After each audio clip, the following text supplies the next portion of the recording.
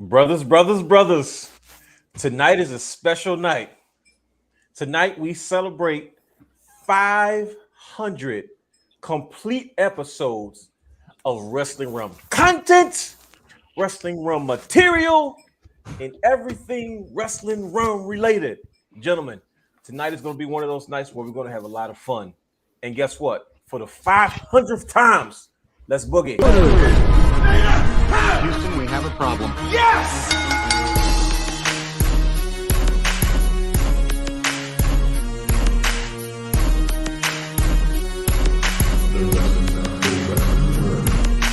What you gonna do? What you gonna do?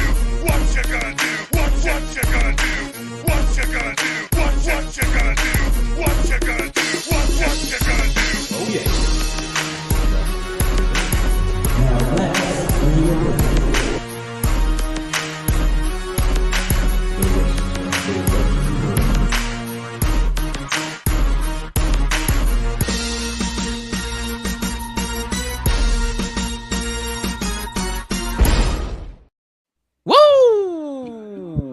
Celebrate good times, come on. Da-da-da-da. Celebration, ooh-wee. It's time to party and celebrate.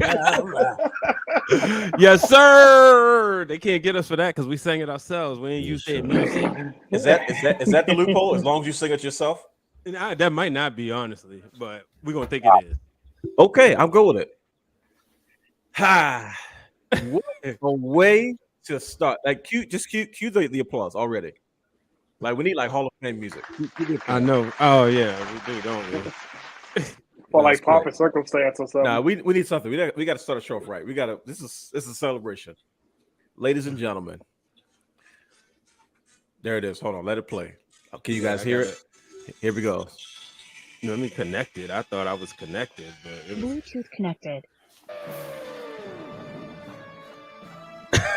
Oh, yeah. Ladies and gentlemen, kick back and relax because tonight, the Wrestling Wrealm celebrates 500 episode of content over the last 11 years. Yeah. Tonight, we will talk a little bit of wrestling, but most importantly, we go down memory lane. Yeah. And we talk about our favorite moments, yeah. Our favorite shows, yeah. In all things Wrestling Wrealm. So tonight, join the brothers as we kick back and relax to take a stroll down memory lane. Yeah. Gentlemen, Yes, sir. as people start rolling in, I raise a toast. Congratulations to my brothers, Brian H. Waters, Has the Third, Brother Hugh, Brother Brandon the guy. Congratulations on 500 complete episodes of Wrestling Wrealm content. I'll raise this belt because I don't want to take the other one off. No, it's fine. Whatever you got. 500 episodes of shenanigans. 500 episodes of superior wrestling intellect. 500 episodes of being the most versatile wrestling content producer this side of the Mississippi. Yes, sir. I want to thank each and every last one of you first and foremost for this opportunity. If it wasn't for your brothers, I wouldn't be here in the spot that I'm in. I say that in most gracious gratitude for all that you guys have done for me and for always pushing me to do more in this field, in this business, and in this community. Tonight is a very, very special night for a lot of different reasons. And one show by itself could never, ever encompass everything we've been through, everything we've experienced, and everything that we've done. But tonight, we want to make sure that we take the time to celebrate, that we take the time to reflect, while also getting into what we do best, and that's wrestling conversation. Brothers, I want to give you guys each a chance to kind of speak on what this means to you and how far we come before we dive into the show and we get into our logistics. But Brian H., the heart and soul of the brand, sir, 500 episodes. You've been pushing for this, and you've been holding off because you wanted this moment to happen the exact way that it was supposed to happen. And here we are now. Brian H., sir. Now I can get back to Patreon stuff. We come this far by faith. That's all I'm gonna do. You know. Oh, see, that's the part right there. Trusting in his holy word. Doom, doom, doom, doom, doom, doom. He never failed me yet. Doom, doom, doom, doom, doom. Oh, can't turn around. We have come. But It's man, not my what? fault. Yeah, 500 episodes. It's a lot. What I can say that hasn't been said a million times is that to see when we started out and the four of us, because Brandon and Hugh was right there. I remember when I told both of them, like, yo, y'all know that show I used to do with my cousin? That's dead now. I got a partner. I was like, this guy I met in class. We talk about that. We shooting tonight. This is the rest. Remember, we supposed to have that 1 hour special. This is gonna be like this is the prelude to it. This is the prelude. We're gonna talk about corporate fat cats. Oh yeah, no holds barred tonight. Because like I said, there's only one regret I have, and that was the time I cut Dwayne off from going off. My first promo. His first promo. But yeah, I look at where we started, and I think about I always say the way the community looked then and versus the way it looked now. And to be like full-fledged into that. And I mean, the Wrestling Wrealm, so many opportunities. Wrestling has given me so much. How do you get a family? A family, when me and brother Brandon, 9th grade, well, he was in 12th grade, and talking wrestling. He always liked to date you, brother Brandon. Like nobody tells him to tell you. Like he goes out of his way to specifically say these things. But, because like Brandon was like he was instantly a big brother. Bringing the wrestling tapes to school. Me and brother Hugh in this unit together. Because all these mofos, that is fake. You don't know why you watch this. So me and brother Hugh, we collaborated on wrestling and baseball. and been best friends. And then, I mean, ain't nobody was gonna tell the real Dwayne Allen he wasn't cool. I mean, my man walking into school with the TRDA brand shirts, the always grinding shirts. He got the cool swag. He was fresh off the basketball court. I was fresh off. And they was like, wait, he like wrestling? Oh, okay. It must be cool. We must have to check it out. So I look at that, and then I think about the hiatus. I gotta give a shout out to two people during the hiatus who kept the brand going for us. And what I mean by kept, I mean the invites, and that is brother Andre Melton of the Flex Zone, and Dr. D with the invites to BlurredCon, to the Flex Zone, coming in the studios, and all that stuff. And then the countless trips all over this country, spreading the Wrestling Wrealm name. It's been great, as I see in the comments. Shout out to Pure Ignorance, saying congrats on 500 fam. Another one, our Baltimore crew. Shout out to Justin. Look at y'all, the Baltimore Temptations. Shout out to those wrestling girls who just celebrate their anniversary, congratulating us and then laughing at Justin's comments. So, the community that comes here, and it's gonna be more people that's gonna come in. So, like Dwayne said, we celebrating all night. But like, sure, we could sit here and do this. We always said, me and Dwayne always said this. We have shows. If honestly, we've had over 1,000, 2,000 shows, because easy. A lot of them was just on the phone. There you go. But there's 500 of them that we've let the world in, and we're going to run a clip later that's going to take you through all of them. I can't wait for that one. This is like when people start coming into the chat, like I can't wait till they see this. Like for those who don't know where we started. Go ahead. I'm sorry. Yeah, it's been fun. And I'm gonna leave it right there because I'm gonna have a lot to say tonight. But I'm gonna sit here and I'm gonna crack open this Diet Mountain Dew and enjoy it. Hey, brother, you enjoy your Diet Mountain Dew, brother Brandon, the guy. You were a cornerstone. You were an anchor for a lot of what we've done. 500 plus episodes, brother. What's your thoughts? How you feeling? Just thinking back to, and Brian might laugh at this. Me and him setting up our belts on the couch just to have a nice backdrop and to shoot some stuff in my living room. Look where we've come from that point.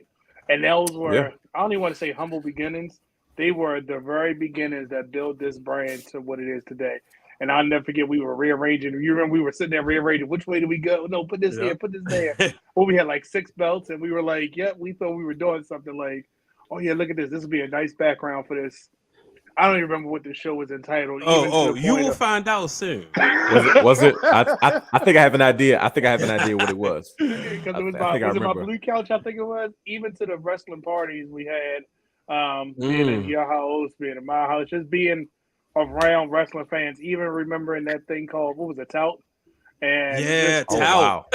The times that we've had, and that just tells how long this game has been here, and we've been playing it since then. So it's been a good ride, and I'm glad that y'all kept me along for this ride, bringing me in and out of my wrestling comas and trying to keep I was it hoping fresh. you mentioned that because I remember they were not easy. No, it was one point I was like, yeah, I'm not watching anything. This is stupid. And then I didn't want to watch old stuff either. But it was bad at one point. I remember I was like, oh no, he's in a rough space. You don't want to look at anything. I was like, oh, what's on this day? Oh, I didn't care. I wouldn't even watch recaps of it. But you guys, I can say one thing about it. It's grown and it's going to continue to grow. And I'm just here along the ride. Listen, I could have said it better myself, but listen to me, ladies and gentlemen. We got to get this brother an intro. The coolest, mother-loving guy in the room has the third himself, Brother Hugh. Fresh. First, if you didn't see his promo when he made his triumphant return from his hiatus, he is back on the Wrestling Realm once again.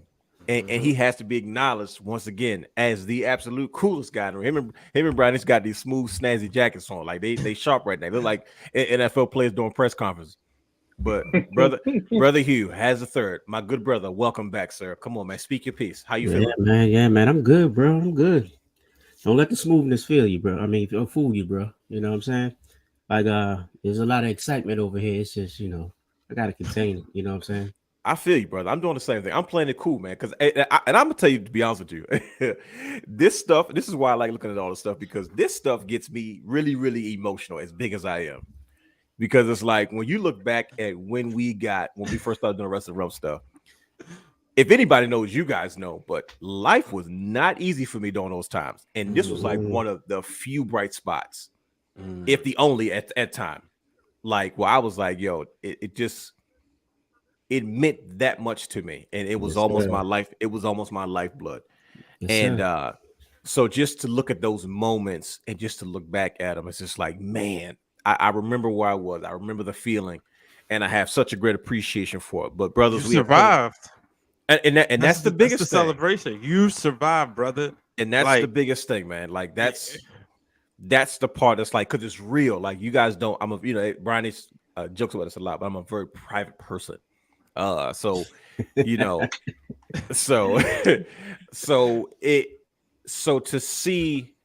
to experience like, yo, this is where I started, this is where I am now. I truly did. I survived. To God be all the glory. But with that being said, ladies and gentlemen, it's time for us to get into the logistics of the show. We spent the first 13 minutes giving you a brief overview. We're going to get to a little bit of rest of the night as we celebrate, as we take a look back on 11 years. But here we go. For the 500th time, in some way, shape, or form. We've done this in some way, shape, or form, and I don't know how, but for the Wrestling Wrealm podcast tonight, welcome to the Wrestling Now. Welcome to the Wrestling Wrealm Now podcast, where we take a deeper dive into professional wrestling now. You can watch our flagship show, The Wrestling Wrealm, and other shows such as Wrestling for Culture, Break It Down, Brian H., and other content anytime on youtube.com/The Wrestling Wrealm, where myself, the real Dwayne Allen, Brian H. Waters, and Brother Hugh explore many topics and try to educate and give fans a different perspective on many different things in the world of professional wrestling. I am your host, the realness himself, the real Dwayne Allen. He's your host, Brian H. Waters. He's your host, Brandon, the guy. He is your host. Brother Hugh has a third, H to the A to the S, T to the H to the E, 3 to the R to the D. And you can stream and download all of our audio content on Anchor, Apple Podcasts, Spotify, and Google Podcasts. You heard that, Spotify. And you can watch and subscribe to our Twitch channel at The Wrestling Wrealm to support our brand and support the growth and support the things that we've done. You can Shop everything Wrestling Realm at WrestlingWrealm.com. Where's that? There it is. Bam. WrestlingWrealm.com, where you can get all of our exclusive merchandise. Some of our best sellers are Proud Wrestling Tees, T-shirts, hoodies, mugs, our latest collection, our fall winter drop, the Wrestling Realm, fashioned after the Monday Night Raw era of the World Wrestling Federation in the early 90s. So this is some of the things that we've this is part of the growth and development of what we've done. Also, we want you to subscribe to our Patreon channel. That's right, we have a Patreon at patreon.com, wrestling_realm, where you can get all of our exclusive and bonus material, such as Brian H's thoughts. Is it Brett? What is it? Is it? Yep, you hit it right on the head. Yes, sir. I did it this time, right? Brian H. If you don't know, Brian H gives an in-depth coverage and ideas on the many different things that he has going through his mind. It's something he's done. He's adapted for so many years, and it's something you don't want to miss. He's also writing again. Patreon has provided a platform where you can get back into the writing portion of the media aspects in regards to exclusive content for your fans. Also coming very, very soon, at some point, in some way, in some capacity. Realness Reacts. Don't really know what the show is, but guess what? Eventually, it's going to happen. So definitely subscribe to our Patreon channel at patreon.com /wrestling_realm. And ladies and gentlemen, we have a brand new sponsor that we need to tell you about. Yes, sir. Take it away. It is time for the announcement that everybody's been waiting for. So guess what, y'all? I know y'all been thinking about going to AEW this weekend in New Jersey. Well, guess what? Don't buy your ticket until now, because you can save $20 off your ticket by using our promo code Wrestling Wrealm. Let's hit that one time. So yes, but use the promo code, or if you got a concert that you got coming up, Raw's going to be around in Brooklyn and Philly and somewhere up and down the East Coast. You can use it for Survivor Series. $20 off your purchase. So if you're like me and you like saving money, simply go to Seat Geek, buy your tickets. Make sure you download the app. I have the app. It's very easy to use. Enter the promo code Wrestling Wrealm, and you instantly save $20 off your purchase. So make sure y'all go ahead and use that code. I appreciate y'all. This is huge. Something a long time coming. Yes, sir. That's right, ladies and gentlemen. So there you have it. SeatGeek.com. Please use that code for $20 off your next ticket. Mm-hmm. This is what it's about at this point. This is how far we have come. We have been doing this for such a long time, and one of the things that we have done traditionally is we always have these discussions on what we usually have watched throughout the week, not including the normal stuff that we usually watch, the Raws, the Smackdowns, the AEWs, the Impacts, whatever you want to call it. But sometimes we feel nostalgic and we consume a lot of wrestling content throughout the week. So, good brothers, now's that time. Brian Nate, sir, what did you get into this week? Man, I am. Let's see. But you know what? It's the 500th episode, so let's just go ahead and just because I like the jingle. It works. I like it too. This week, man, I'm watching Survivor Series 2001. Now, this all started on Twitter. Facebook, Twitter. Shout out to the homie Stan Michael. If you haven't checked him out, make sure you check him out. He's the only wrestler I know who sings R&B while he beating you in the ring. But he said Survivor Series 98 was the GOAT. And I said, all right, well, I just watched that maybe like 6 weeks ago. And I enjoyed it a lot. But now I said, 2001 sticks out. So I decided to put that on and actually continue watching it now. But yeah, that's what I've been watching. This is the Alliance versus WWE and with WWF, and that's on the line. So you get your traditional Survivor Series match where everything is at stake. And it's definitely a good one. I enjoyed a lot. So yeah, make sure check that out. Let me know what y'all think. I'm like 98 was kind of like booked perfectly though. like at the time I didn't appreciate it Sure. because I wanted Austin to win so bad, Of and then course. Rock became a heel. Like even though like they was grooming us to like the Rock, then they flipped us. I still was an Austin guy, Okay. and Right. yeah, so it was like, but now look, I was like, man, that was so good. Brother Hugh, what did you get into this week, sir? Oh, what did I get into? Yes, indeed. Listen. I know you was on a sunny island somewhere, getting some good sunny rays. Getting my for boogie shades. on. Getting my boogie on. But did Getting you my have some tan time? on. Did you have time to consume some extra wrestling content this week, brother? You know what? I took a slight break from wrestling. I'm not gonna lie. Okay. Sometimes you need to just chill, reset the mind, the body, the soul, and then come back into it. It's like double dutch, baby. You know what I'm Brother, saying? if I was sitting on the beach watching the sunset, sipping on something nice and sweet, I'd be doing the same thing, man. So you I listen, was you out up. there doing a little chat. You was feeling it. Hey, you was feeling it. Yeah. I'm out Listen, here, man. with, no taco meat. Oh, straight baby chest. Look at that. Hey, man, we got to You know keep what it I'm young. Look at brother. Look at Brandon. Brandon the guy. I know you consume wrestling content, brother. I hate to have to put you on the spot after the boys just after he just popped the voice. But what did you get into this week, sir? I like to go on YouTube and just search certain things, and because we were talking about the faces of Foley and all that stuff with Bray Wyatt, so I went back and watched some of TNA's faces of, and I don't know if y'all remember when Suicide debuted. Mhm. It was just something different and unique, even to the point that going back and watching it now, You were you a could Suicide guy, tell- weren't you? yeah, you you go. could tell when it wasn't Kazarian or when it was Christopher Daniels. There you go. Yeah. And but at first it was like, oh, they kind of have the same style. But then when what does he go by now? Not TJ Perkins. What does he go by now? Manic. Manic. Is that it? Is that it? Yeah. Remember he changed it to Manic. It was like a whole different character.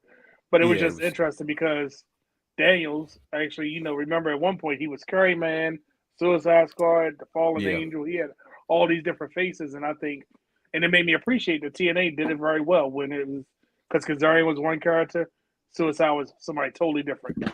So it was just nice watching, going back and reliving some of those memories. It was like, he's coming.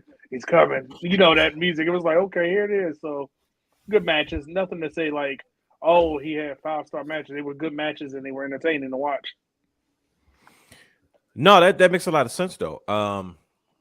I think that was the era for me that I feel like I didn't appreciate until after the fact. I have a lot of moments like that where I don't appreciate things as much as I should until after the fact. But like nobody cared about Shark Boy, and then now looking back at it, I'm like, this was a gimmick that actually was working for that storyline. Like, did you like it when he became Stone Cold Shark Boy? Were you a fan of that era? No, When he I was doing the wasn't. Stone Cold Steve Austin?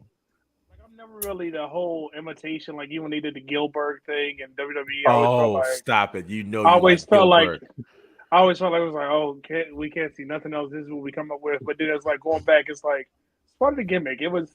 I look at it differently now. Gilbert was gold for Shotgun Saturday Night. Yes, sir. Yes, sir. Especially at the height of the Monday Night Wars. But brothers, let me tell you what I got into this week. You won't be surprised. I got into some. No, that's the easy one. That's everyone expects that of me. I got into some 2011, 2012 CM Punk. Whoa! See, there's a lot of talk about CM Punk right now, and speculation and him starting a new UFC job, and I liked CM Punk. Like when Edge went down, in my mind, I was like, well, there's room for somebody else to kind of take the reins a little bit to step into this main event spot, and I thought he was a good addition to it. But I watched him in his prime when he was like pure CM Punkish, not when he kept changing his look, his face, and shaving his head and woman like Wolverine, but like when he was like pure slick back CM Punk. And I watched a few matchups of his that said, what were my favorite CM Punk matches? Because I'm like, okay, I got the CM Punk action figure. Like, who do I match him up with? What do I do? And it helps me kind of process where I want to go next as far as like what I like to see. Mm-hmm. And I'm like, and I was left with this question, like, who was his greatest like rivalry? Like, I know John Cena's cool, but their matches weren't like, they were more about why they had the matches, not the matches themselves. So I had to figure out like who is somebody he just had a knockout drag down fight with, and you'd be surprised that it was the Miz. This is when the Miz became like the Miz. He was getting into his singles run to the point where he was about to start to take over the world as far as being at the top of the WWE in his position. And I remember watching. I remember we all went to a house show in DC, and we saw CM Punk versus Miz Cage match, and I was like, man, he has a lot of good chemistry with the Miz. And then maybe like months later, I think around that time, they asked him, like, he said people would be surprised if they asked me who do I have the most chemistry with in the ring. He was like, you'd be surprised, but it's the Miz. Now the Miz had just gotten to that main event space, and nobody listened to him, and he was like, he had to pay his dues being a first time top guy type situation, but. CM Punk versus the Miz, I was like, man, this is actually pretty good stuff. So yeah, that's what I kind of got into this week. I said, let me see CM Punk in his prime, and he was just as good as he says he was. I just think he was in the wrong era, if that makes any sense. I've never been the biggest CM Punk guy. I liked him early on, and then I liked him later. I didn't like him in between, but I always say that CM Punk, ran so Daniel Bryan and the rest of the indie darlings can cruise, and we enjoy what we began to see as the evolution of NXT and the independent superstar being able to be labeled as superstars in professional wrestling because of what CM Punk was able to do. Controversy and personality and backstage stuff aside, but as far as his impact, his in-ring work, and who he was and what he represented, you know what I mean? So, gentlemen, that's what I got into this week. So, question for you: do you think sir. that was a better feud than him and Johnny Nitro? Well, who's feud? As a Miz and Johnny Nitro, or Johnny Miz and Punk was better than big time. Come on, Punk now. and you think Punk, so? I think because Miz and, to me, Johnny Nitro and CM Punk, I was very biased because I didn't like Johnny Nitro. Like when ECW was doing ECW things, I wanted it to look as ECW-ish as possible, even though I knew that wasn't going to happen. And when Chris Benoit didn't, that whole situation went down, and they were going to go with him. I like the idea of them going with him because of what he represented, and he was a former ECW guy. For a cup of coffee, right? To go to like a CM Punk was like to me, I looked at him and said he's the evolution of what ECW will be today, right? Which is what we in NXT pretty much. It's the ability to take indie stars and turn them into WWE stars. And to me, by the time Miz and CM Punk came along, to me that was a main event feud versus Johnny Nitro and CM Punk was middle of the card. I think CM Punk had better matches when he was younger, when he had long hair. I remember I watched him versus Chris Jericho in a cage match on Raw I think it was the World Heavyweight Championship. One of the best matches I've seen CM Punk ever have. But it's like when he got older, I don't know if his style changed or just maybe the change in dance partners or just him frustrated or lack of hunger or whatever the case may be. I don't know what it was. But so I probably would enjoy that match more, but I really enjoyed the feud of Miz and CM Punk better. So it was the feud for you. Because I felt like the feud of ECW made him like the plucky underdog, and they were trying to make Nitro his heel, trying to have him do all the devilish things, and Punk was rising through the ranks. That's what I thought that, to me, I thought that was more entertaining. But when you say the feud, that makes more sense. Hated the feud Nitro. Was much more entertaining. He was too pretty. Really? I hate pretty wrestlers. I don't like them. Bro, if you want to talk about going back down memory lane, that was like one of the conversations in our pre-show meetings. Like we trying to get the show off the ground. So this is crazy. And Dwayne just going off on how much he can't stand Johnny. He was John Morrison by now. Yeah, because he was John Nitro for like 8 nights, and then he by the time that ECW show, his hair feathered out. Yeah. Look who in the building. My God. we mentioned you earlier, Doc. We thank you for all that you did. Even when we took our break from creating weekly content and monthly content, you was right there, still inviting us everywhere, still inviting us to the shows. We love you, big bro, and I can't wait to see you soon. Yes, indeed, Doc. We love you, brother. Appreciate you, sir. Yes, sir. Yes, sir. Doc is a man, yo. I always tell people that. Absolutely. But yeah, I remember, like I said, Dwayne was going off like, man, he's got these stupid bedazzled pants, and I'm like, bro, dude, bell bottoms and everything. I had this, and this is the one I can't live down. Because I got McIntyre gave me my get back because I was on because the Wayne would not let me live when it came to Drew McIntyre. McIntyre goes away. He finds himself. He comes back like, yeah, but Nitro. I don't like Morrison for that reason because he made me look bad. There you go. That's a good reason not to like him. That's a good reason not to like him. I was like, yo, and remember we was at the Raw. All 4 of us was there, I believe, when it was like a Raw or a SmackDown, and he's standing to the side watching Melina's match or main event. We did see Bro, we did see him. This is what you're like. Was that? It wasn't Gorilla. He was right at the. That was the side. That On the was side of the curtain. Gorilla didn't watch matches from that angle. Yeah, and that was around the time when all that stuff was going down. See my eyes? All that stuff. All that stuff was going down. He's like, "You a sucker, Steve Champ." But yeah, brothers. I mean, that era is very like it's weird. As much as we complained about it, it was crucial because that was the content that we were covering when we first started doing this stuff with the Wrestling Realm. But before we dive too much into the reflection, because this is going to be one of those shows. Let's talk about a few things currently before we really get into this. We're going to tap on a few things, but yeah. So let's just start. I'm going to skip around on the rundown, but I'll start a little bit light. We'll go a little bit heavy. And it's mixed up a little bit, but just making audibles on the fly. Just Omaha. I'm about to say Omaha. Just go with your boy. New concepts in the WWE, right? Shawn Michaels and NXT just introduced a new concept. We're not going to get into that as of right now because I'm not exactly sure what it is, but it was something that I noticed that I thought was funny. I was watching SmackDown and they implemented the Smackdown World Cup. Initially, I thought it was hilarious because I'm like, oh yeah, Vince hates tournaments, and then what does Triple H do? He implements a tournament. But I wanted to get your brother's thoughts on it because this is a different concept. Because this is one of those things. It plays on the theme that we've kind of been carrying for a while now in regards to this regime shift and change, right? And to me, this is drastic, and it needs to be addressed. And who better to address it than us, the Wrestling Realm? So here's my 2 cents on it before I let you brothers go in and do what you guys do best. I like the fact that they're trying to find new and creative ways to use guys and make them feel like they're part of something big, even though they're just like they're there to fill the show, right? So think about it. If you look at the match card, Shinsuke versus Santos Escobar, and you guys remember any other matchups that happened on SmackDown? I know they're having some. It's going to be Ricochet versus.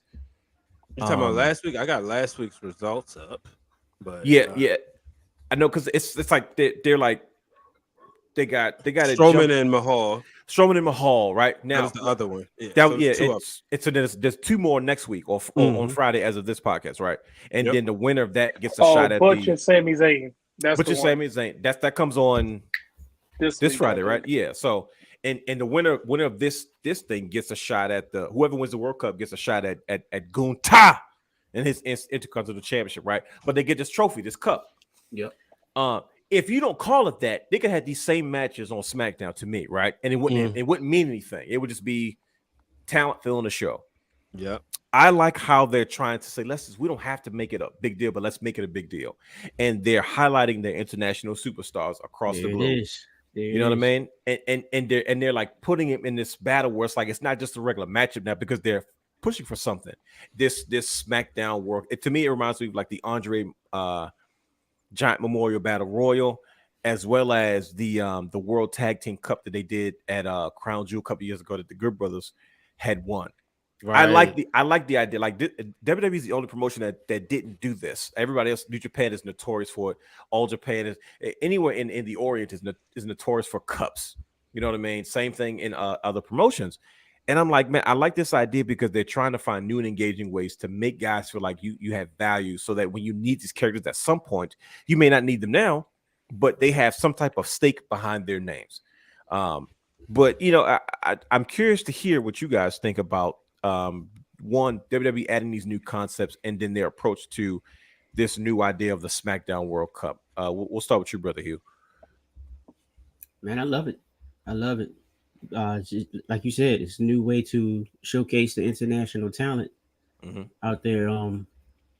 It's basically taking the concept of the intercontinental concept of the title and just displaying it, putting it out there to the world. That's genius. You're It's, absolutely it's right. right. I never saw it that it's- way. Yeah. Like why? Like what's a better way to differentiate that title from the U.S. title or There you from go. any other title? All right, well, let's focus on what it actually is. It's the Intercontinental title. Let's showcase. That's genius, dude. You got I Canada. swear, I didn't even Look- think look- about that. Look at Jinder Mahal. Yeah, When the last time yep. you seen Jinder Mahal on? All right, we have India. That was an Strowman- excuse to put him on TV. Strowman World Cup. Mhm. Strowman, of course. You have Mustafa. You got to throw Mexico in there. Like showcase these guys. Santos Escobar's my guy. Absolutely. Showcase them and let the best man win, or let the best nation or country win. Right. So that's all I got to say about that, bro. It's just straight up marketing. No, I think that's actually a pretty good perspective, especially coming from you, who was a career as a marketing, someone that works in marketing. You know what I mean? So that's your like shoot background. People don't know that. That's what he has got his like bread and butter in is in marketing. So the crazy part is I didn't even think about that. That's actually really, really smart though. But brother Brandon, what's your take on the Smackdown World Cup and this concept of these new tournaments that Vince hates so much, but that Triple H seems to love? Why is that so funny to me? Bro, it's so hilarious, dude. Like it's he hates hilarious, them dude. things, and he's the first thing he does. Oh, let's do a World Cup. I was like, wait a minute, this isn't New Japan. And the thing and I agree with Hugh 100%. I think by attaching, now you're attaching the country to the wrestler, Mhm. so you look like you're more of just a United States brand. You're There more you of go. a Global international entity, yeah. brand, so everybody know. Yeah, Shinsuke's from Japan, if you couldn't tell from his name, but now you see who Mustafa Ali is representing, who Santo Escobar is representing. So it's all representing this, and the only thing that would make it better if that Intercontinental title was defended when they go to back. Where were they just at? SmackDown was just in. What was that, Brian? It was like a week or two ago. They were in England or somewhere. Where were they before? It was somewhere like that. Yeah. Mhm. Yeah, I can't remember. But it's just nice that they are putting the emphasis on that, because what better way to make your U.S. champion and your Intercontinental champion feel like the most important thing than having a tournament just to say, instead of just saying, oh, put Brian and Hugh in a match and they'll be the number one contenders, or oh, Brian's number one contender because he pinned our champion last week. Come Right. on, let's wrestle this week. It doesn't feel special. Sure. Now yeah. it feels like it's stakes. Now it feels like it's something worth fighting for. And the NXT audience that knew Santos Escobar now see him on SmackDown, you're going to gain new eyes on it. Yeah, Braun Strowman just came off his win with Omos, but what else can he do? And then having Yeah. that announcer say, four-man Intercontinental champion going back for the belt. He doesn't need a world title because this is the main title that we're showcasing on SmackDown right now. On weekly television, And- yeah.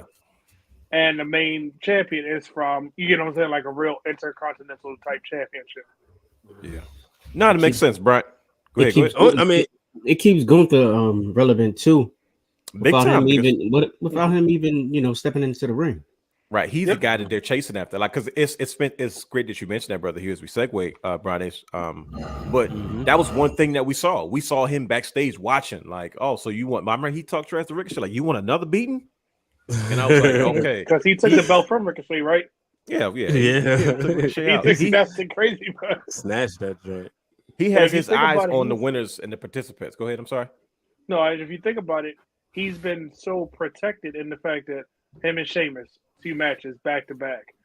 Rey Mysterio, Ricochet, anybody that steps up to him, it's like, I haven't seen him every week, but now you know that title is special. Yeah, we don't have Roman on SmackDown every week, but we got our champion that we see in these marquee matches that you're like, oh, this is a top tier belt. Mm-hmm. No, it makes sense. Brian Itch, what's your take, sir? I mean, what's not to be? I mean, everything was said, but I'll just say this: like, just the name World Cup it translates, and it's on Fox. And my first thought was, Bingo. and I watch wrestling every week, obviously. I'm like, wait, is it World Cup time? Because I'm like, I've been like Yeah. so ingrained in wrestling that I've kind of like taken a backseat to sports, and right, some of the stuff just hasn't been interesting. Lakers. So, but I'm like, wait, it's not World Cup time. But if I'm sitting up here and I'm not a casual, not even a casual wrestling fan. I'm somebody who's familiar with wrestling. I might tune in because like, oh, they got this World Cup thing. What's this about? And so the fact it's on Fox, it just translates. So I think it's I think it's pretty cool. And like you said, it gives people gives everybody a reason for a match. Gives them a reason for the story. No, that makes a lot of sense, man. I'm sure that Triple H will continue to implement these different these new concepts to the WWE as we kind of evolves. It's funny that I mentioned that because it's funny how he has managed to book the weekly television around the top mid-card titles and kept your world champion in a very Bruno Sammartino, Hulk Hogan-esque position where like he's so in a different stratosphere. You're happy to see when he shows up, whether he wrestles or not. Like that's the level that he has tricked us into giving Reverend Reigns that reverence, but that's what they used to do for Bruno. Like we're like, no, the top guy Smackdown is going top guy on Raw is obviously Seth Rollins, and he has built those titles so that we don't feel like we're missing out each week. But then when Roman comes in, they're like, "Hold, everybody, hold the phone. The champion's in the room." And I'm like, man, Vince, you had such an old school way of looking at things that you didn't think this was possible. And the thing they did that in 2022. And that's the part that's throwing me for a loop. I'm like, wow, I didn't think this would be possible. But we are here. But like I said, we have a lot to get into, so we'll move on. I just want to get you guys 2 cents on that. But 2 more things to get into real quick. The repackage of Austin Theory. Yeah. Oh yeah. Now, Brian H, we this is a topic on our show last week where we had this discussion. Like, wait a minute. Well, and first of all, the entire show was built around the real reason why Austin Theory was the real reason why Austin Theory was lost the Money in the Bank and why this was happening. And brothers, we seem to have gotten ourselves the answer and an explanation. So Brian H, it's obvious at this point. We know we got to repackage. What did you think of the new and improved Austin Theory? Loved it.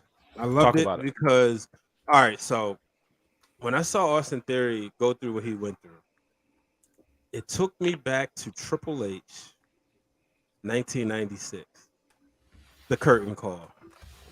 And I thought about this. I said, Triple H has waited all these years to get Vince back when he said, you're going to have to eat and like it.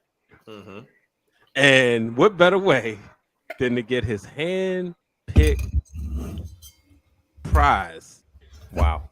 But the thing is, and that's just me trolling, to be honest with you. Like, I don't think he has an issue with Austin Theory, but we said, like, it was booked into a corner. It had to get out of the corner. Now, you can make an argument that was the worst possible way, right? Like, right. But I do like Austin Theory, no selfies this week, just coming out there straight mad, beating there, fighting. That's what I want to see because he's a heel, and after a while with a punk kid like that, he's either gonna sink or swim, and he's showing like, look, I gotta swim with these sharks. So I thought that was perfect. Brother Brandon, what do you think of Austin Theory's new and improved repackage? His explanation of the Money in the Bank briefcase holding him back. What was your take on that? Well, and I'm a paraphrase because remember he said something like he was trying, but he had too many obstacles, which he did. He really explained himself, and I felt like he was breaking kayfabe a little bit. Yeah, and he said what me as a fan was thinking, like, dude, every time you try, you got stuff. What was the first time? Brock Lesnar, F5, them, Tyson Fury, and then the Bloodline. He was like, it was just too much stuff for me to even get to the title. Whereas though other, and I feel like this, if the title had been separate, Triple H probably would have put a belt on him. But because the title was being held by Roman, both of them, we couldn't figure out a way out of this. So this was the solution. But that explanation, I'm okay with it. I wasn't okay with last week that you cashed it in on a night that you had an open challenge. You had 2 open challenges on this show, and here he come. Oh, look, Seth Rollins is vulnerable, but Seth Rollins is going to look good in defeat or winning. He's going to be Seth Rollins. Yeah. But when Theory said, "Look, I tried, I tried to get and still lost, but I'm gonna show you a different me. I'm gonna show you I'm here to take care of business." So, and that's what I think we're going to see from him. Now, I think that it's going to be he's going to be a good heel to Seth probably. But it's a lot of contenders around this U.S. belt. It feel like that that era where everybody was gunning for the belt, and we didn't care about the world title because we wanted to see what they were going to do with this title because it's a lot of it's a lot of moving parts just around this. Oh yeah, But I'm big more time. excited to see Austin Theory now. I'm like, what's next for you? Because he's proven he can wrestle. Yeah. He's got his character down, Mhm. and he keeps shifting his character based upon the story. Because remember the whole disciple thing? He was a drone sitting in the back of Seth, Yeah, and now he just keeps playing that character, and he's going to be 10 years from now. We'll be looking at him like, remember Oh, when he yeah. cashed in? Oh yeah, but look at him now. big A time. decorated superstar. So Yeah. Brother Hugh, what do you think about the more edgier Austin Theory? Man, I love it, bro. I love it. He reminds me of a young Miz. Okay, that's a good perspective. He's found like his niche right now, Mhm. and he just got to continue to run with it. Like it's all at this point, it's all about the chase.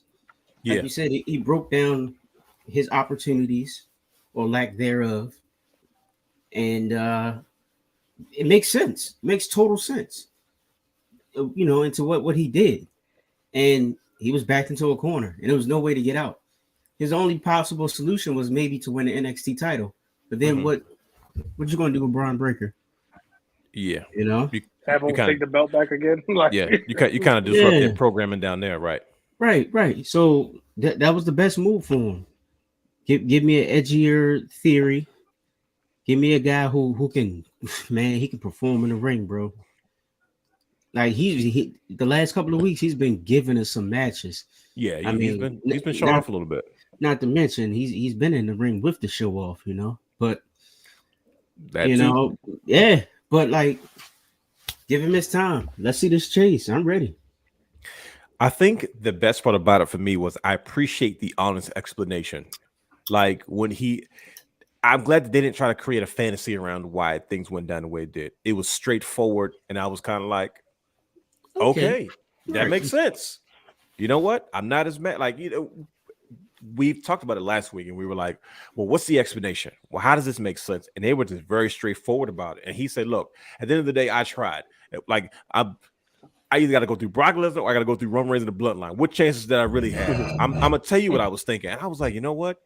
I'm glad he's not pretending to be invincible. He told the truth without damaging himself or anybody else. But I appreciate that it just goes to show that Triple H has a very honest approach to explanations when it comes to the different stories that we enjoy and things that we engage in when we watch professional wrestling weekly.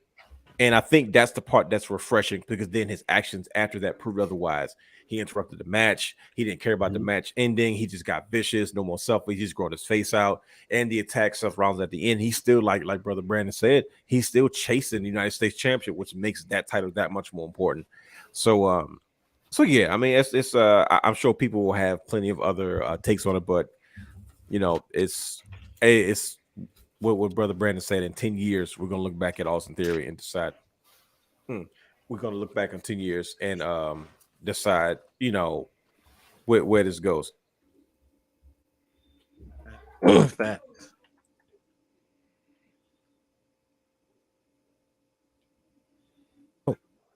does he know he's You muted? muted. No, yeah, I know. Sorry, it's so. Oh, okay. No, yeah. So He tried to do a smooth. I was like, wait a minute, is he talking to us? So yeah, so at the end of the day, man, Austin Theory is obviously gonna be a major player. He, you know, he's such a young guy and he has such a bright future ahead of him. But That's the moving on. thing right there. Yeah, go ahead. Mhm. No, I was gonna say that you hit it right on the head. He's young, and that's what I try to explain to people. He's not even. I think he's like 25, 26. So Yeah. we ain't even gonna remember this, to be honest with you. It's gonna be one of those things we're gonna sit back and be like, oh yeah, Austin Theory, yeah, that did happen to him because I think he's gonna win. Sorry to break it to y'all if y'all don't like him, but he's gonna win multiple world championships. Oh, absolutely. You know the craziest part about that? What's Not that? only is he going to win multiple championships, he's going to be able to go back and say, look at my career. He's going to be able to say, look what I've done. He's going to have the championships and those accolades and the Money in the Bank. The winner of the Money in the Bank is going to mean more when he wins those championships because it's not going to be a failed cash in. It's going to be an accolade that you're going to see under his belt. Mm-hmm. So That's him a winning the yeah. Money in the Bank, even though he didn't cash in, it's okay because think about it. Yeah, the Miz was a former Money in the Bank winner, but we just say a former Money in the Bank winner. And You just add that to the belt. And it's like you guys said, it's okay. Like it doesn't have to be this same old shtick that it's always been for so many years. But speaking of, that's a young Randy right there. Listen to me. He has a bright future ahead of him, man. I think Austin Theory is going to be a major player for years to come.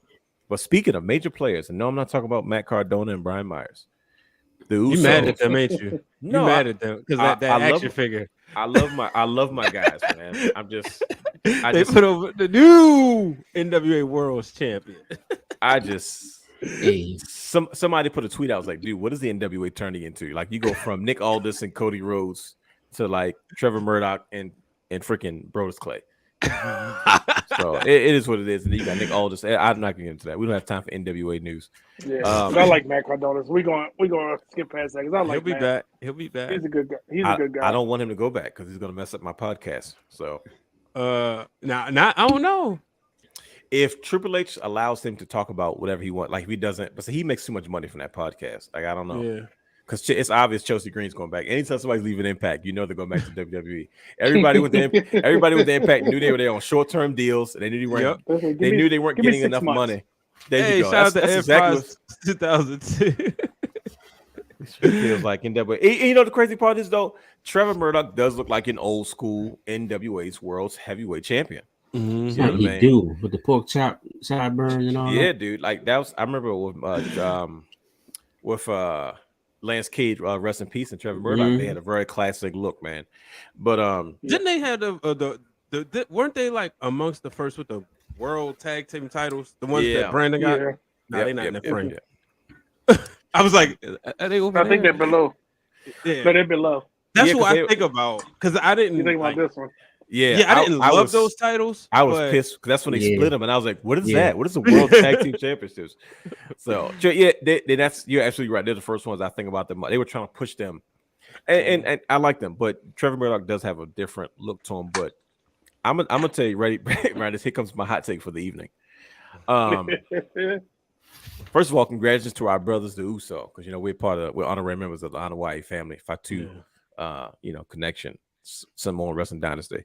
I wish I had that clip. I would have to doctor it a little bit. Yeah, we definitely Rikishi and Samu and the Samoan Wrestling Dynasty they have been very good to us over the years, and especially around the times when we were really just catching our stride. Yeah, here comes the hot take for Brandon to cut off social media. Shout out to the Usos for doing exactly what FTR thought they were going to do and couldn't do. The Usos have found a way, along with the New Day and so many other tag teams, to keep tag team wrestling relevant, exciting, and fun. I feel bad for FTR because FTR felt like they had to leave WWE to do now what the Usos have actually done. And it's like, dang, if you got not that they could have hung around, there's no way in the world they could have existed in Vince's realm, especially with the ideas that Vince and Bruce Pritchard. So don't get me wrong, FTR, I got no beef, but they made the right decision. But I feel bad for them because they love tag team wrestling and they want to make it relevant and they want to make it important. And the Usos have done that. They've officially become the longest reigning tag team champions of all time, beating the New Day, who held the record previously. Just everything that goes along with the bloodline and Roman Reigns, and first of all, the Samoan wrestling dynasty in that family, and where the legacy is turning now from being savage Samoans to being like all-time greats. The Usos have transcended tag team wrestling, and they have found a way to keep it important in 2022, which has not historically been easy to do because tag team wrestling is more expensive than a single star. You have to invest in double, and you may not get double the revenue or double the what do you call it? Double the return on your investment. Yes, there you go. Double the return on investment. Thank you, Mr. Businessman. Right. Brandon, the guy has an MBA. Put that personal business out there. So that's the Usos. It's a big deal. It's over how many days? Is it 200 and what? Is it 86 or? No, it's 400. 400 something. Yeah, As I'm the tripping. SmackDown Tag Champions, but remember they got the Raw titles. I think those have only been almost 200. Either way, like god dang, you know what I mean? And I'm not tired of them being champions. No, because that's what we're here to freaking talk about. Triple H has found a way to make sure that they don't get stale because they have done exactly what I've been saying about tag team wrestling since I enjoyed tag team wrestling. I didn't enjoy tag team wrestling for the sport of it. My favorite tag team of all time was the New Age Outlaws. It's because the New Age Outlaws had two beefs: whoever DX was beefing with at the time and whoever was holding the tag titles. Your tag teams need personalities.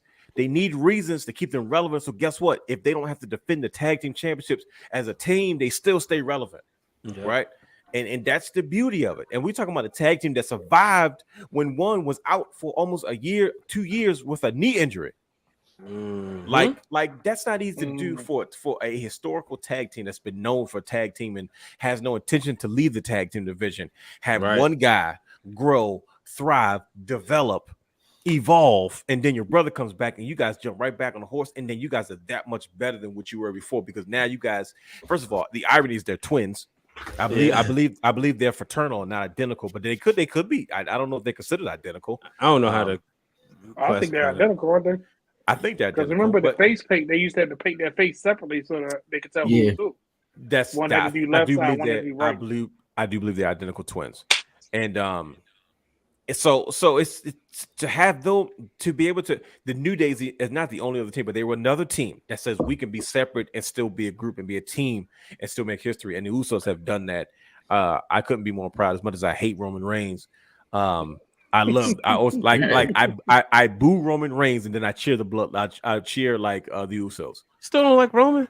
No, I like Roman, but he's a bad guy. So like when he comes out, I'm still cheering for the good guys. You know what I mean? Like, but it's like he comes out, he's cheating. I'm like, this bastard is cheating again. I make my kids mad because I throw up my ones. See, all the time. I throw my ones up when the Usos are out there. I'm like, yep, I'm with the brotherhood. You know what I mean? But as soon as they come out together, they go Reigns again. I'm going to acknowledge the tribal chief, man. I got to. Last person that acknowledged the tribal chief got Superman punched in the face. So. But yeah, the Miz did get the Miz. He was the last person. The Miz got dropped. So first he said, first and foremost, I acknowledge you as Chuck. He said, I think I like this guy. See, Roman thought he was coming out there for gold. He said, "Oh no, you're fine with me, Miz. Matter of fact, I think I'm starting to like this guy a little bit more." And at the end of the night, you never trust villains; they turn on you every single time. But Brian H. The Usos, longest reigning tag. How difficult is that to do? Do you think it's a good move, right move, smart move? Best move. They're the best thing going in wrestling. The bloodline, the best thing going in the world of professional wrestling, the business of professional wrestling. You look at all the merchandise that they're making. You know, when we talk about old school wrestling realm, I remember in 2012 when these guys could not get on the WrestleMania card. When we was, when they couldn't get on the WrestleMania card and we couldn't get out the house into the studio. That's what it was. I remember that. That was that era. Yep. Yeah. And every time, what was they on the pre-show? The pre-show. Big time. They didn't get on the WrestleMania card till WrestleMania 34 in New Orleans. Wow. Think about that. They was with the company around WrestleMania like 26, 27. And I remember used to always say the same statement. They need to figure out how to make the company money. Yeah. And it started slowly but surely. They had the little shirts. Then they started doing like a little face paint mask. But man, when they essentially became gangsters, there you go. They took off, and that's when they started having that epic Hell in a Cell match with the New Day, and then and you remember there was a point in time when Vince didn't want to put them together. I remember talking to a former Baltimore Sun writer who would go to work for WWE, Kevin Eck, and said Roman has showed him pictures of him and the Usos. Sure enough, the picture that we see all the time. But I remember, what was that pay-per-view we went to? Money in the Bank, 2013, I believe. At Philly. Yeah, if I'm not mistaken, I believe it was the Usos versus the Shield. And, it seemed like they kept them away. Like everybody, like, come on now. Now we see them. I think the greatest thing that could have happened for them was the bloodline, because as great as they were still doing. Eventually would have got stale. But this right here, and I was thinking about this the other day.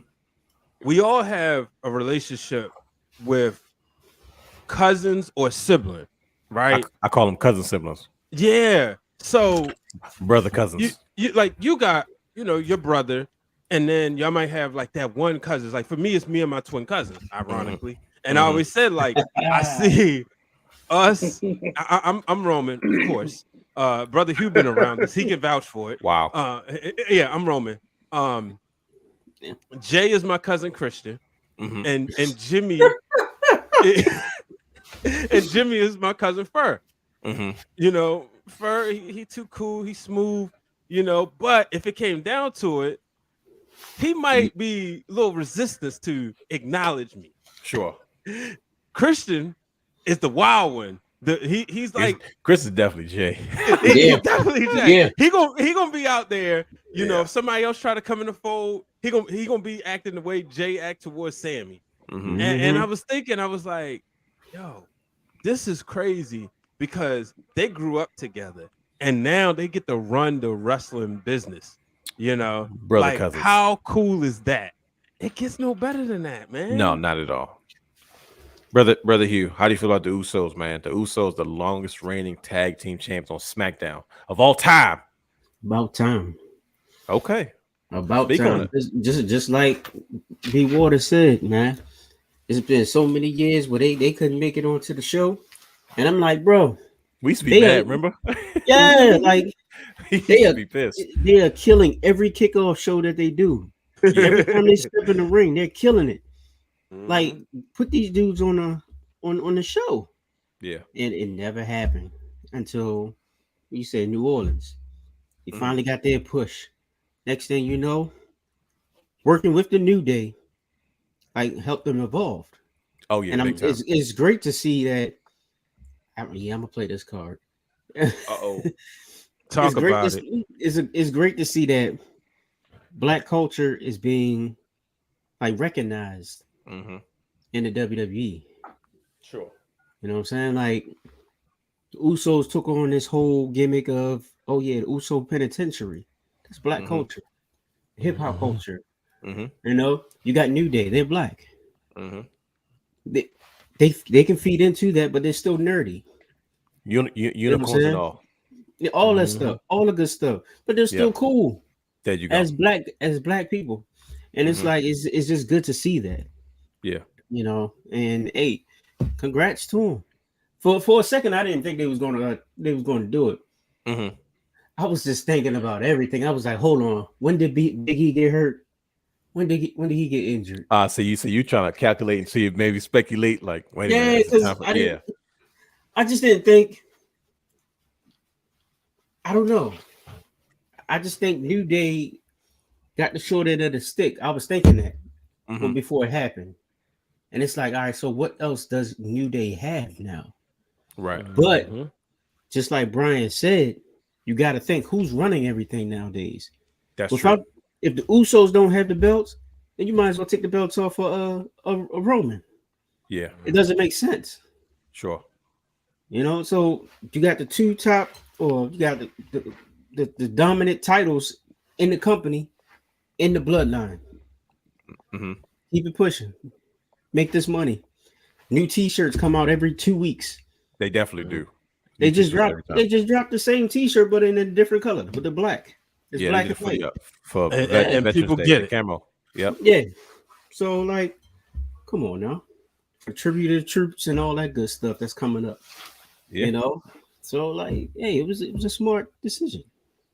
And they even got Jey Uso his own shirt while his brother was out. Oh yeah, I'm gonna get him. Right hand man. Right hand man. I remember Jimmy and Jimmy gets his shirt. I ain't nobody's. Yeah, that was shirt. I actually own that shirt. Wow. That's crazy fun. Right. Well, listen, brother Brandon. Since you got all the tag titles behind you, if count how many tag titles has behind Brandon, the guy right now, sir, the longest reigning tag team champs of all time. Someone that has all the longest reigning tag team champions behind him. It's tag titles everywhere. There's 1, 2, 3. I'm counting 4, 5, 6. What is that? That's digital media. There's Impact. 5, 7, 6. I lost count. That many titles. So I'm gonna give you a different perspective. So it's crazy that they surpassed the New Day's record, but he said the New Day got the short end of the stick. I thought that as well, but then I had to think back. They were the top tag team named by the WWE. There you go. So they still have that claim Their because they spots are outranked the solidified. Usos. Yeah. Yeah, Right. they don't need anything else. There you go. Like, honestly, I think the New Day are just there to have the good matches when they need them, because feed them to the Viking Raiders, feed them to Santos Escobar and all of them. They got to build new teams. Yeah, so they don't need any more accolades, because when you think about tag team wrestling, you're going to say the Usos, the New Day, the Hardy Boys, Regardless. Yeah. You're going to list those first and then go into New Age Outlaws. You're going to always have New Day in that conversation, regardless, because they've done so much. But the good thing about the Usos, and this is where I guess my different perspective is, now they've done that, what's next for them? Because how many more times can we come down to the ring and point to the ceiling and then have both belts? You know, what's next for us? Like, we're the longest reigning tag team champions. We hold both belts. We're in the bloodline. Number one merch, well, not number one merch, but we're selling merchandise. What's next? Who's the next threat, or who do they drop the belts to? What do we do? Because are you gonna hold the belts forever and have a stronghold for 800 days? Because Roman is up to almost 800, right? He's past 800.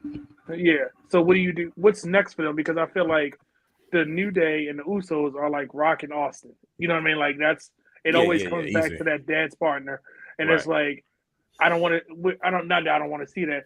We're probably not going to see it in the Triple H realm until next year this time. They're going to find their way back to each other with or without a title. No, of course. What's next? It all plays off of Roman.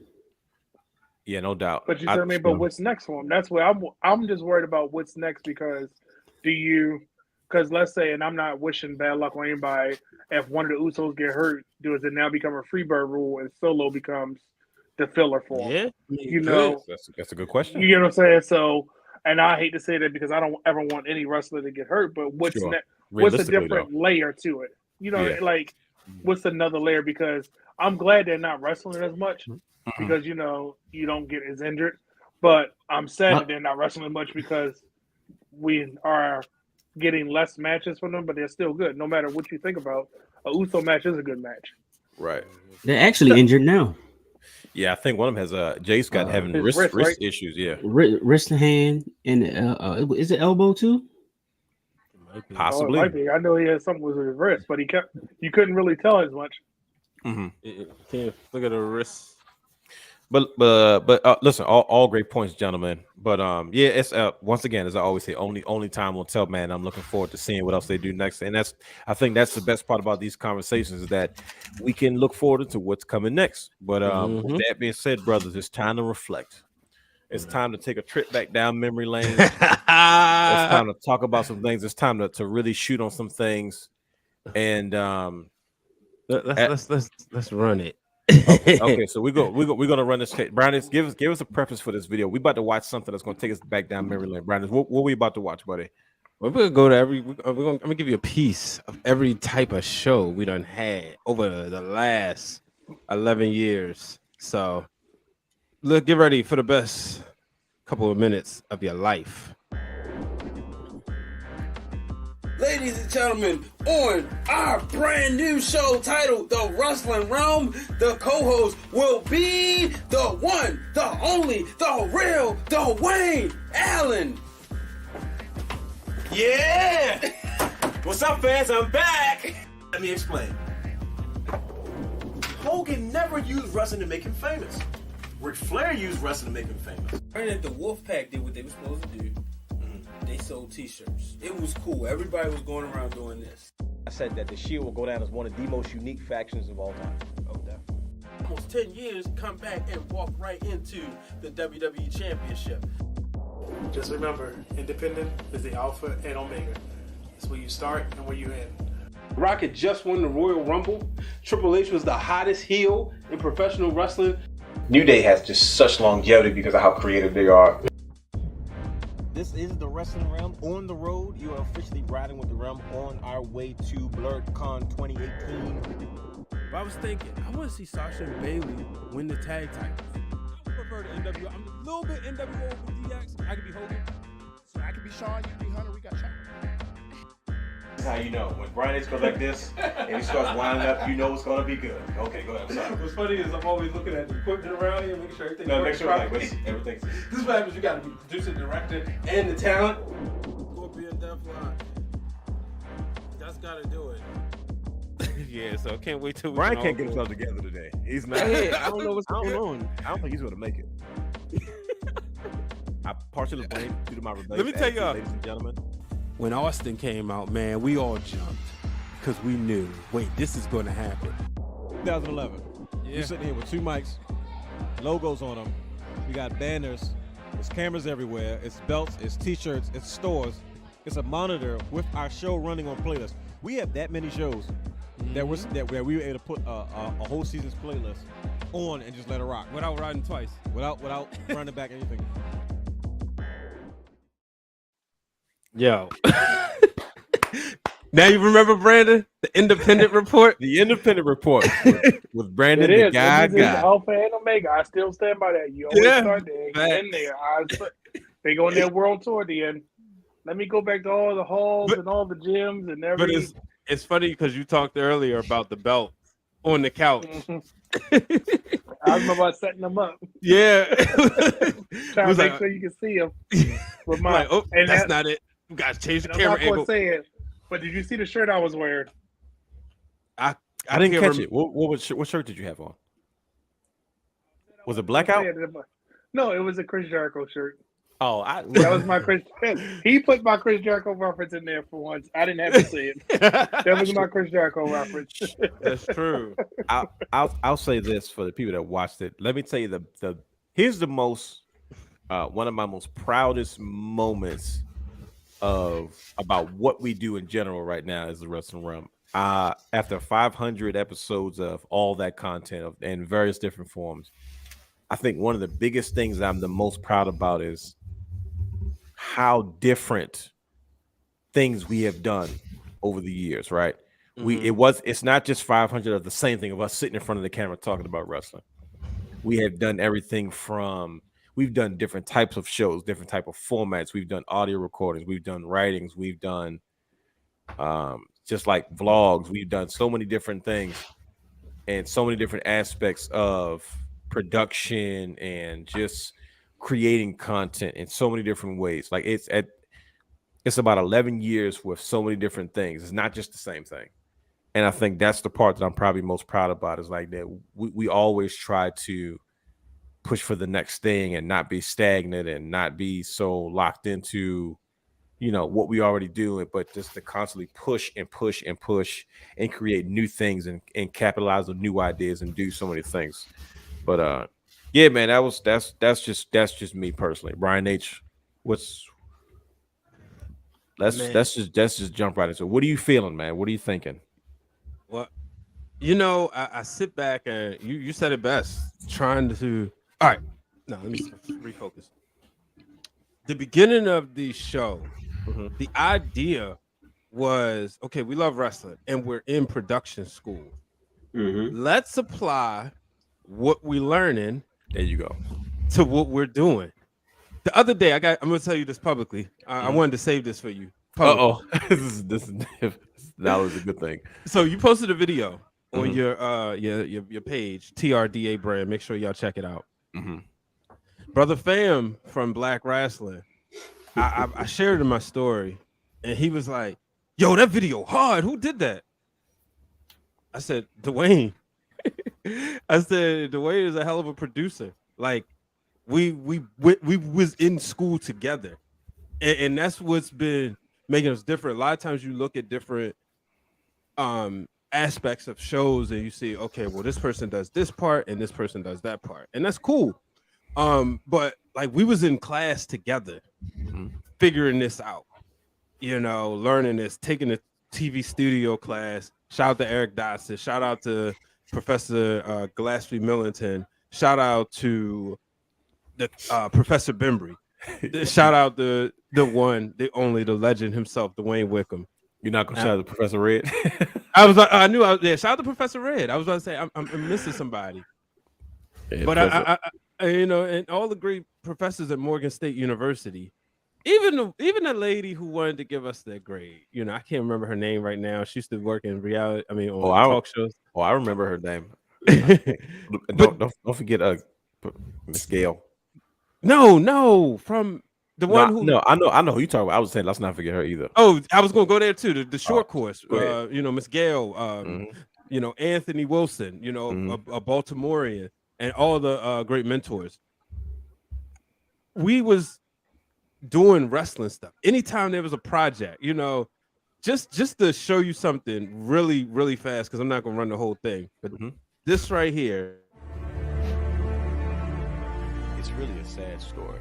It's a really sad story. Growing up in a forgotten city, A lot of people don't really understand the magnitude. overcome. Y'all can see the whole video on YouTube, but I just wanted to show, like, that right there was our senior project, and I said I would reveal, which I believe we got an 88 on that. The teachers was hating. I'm sticking by my statement because I know it was better than what anybody else did.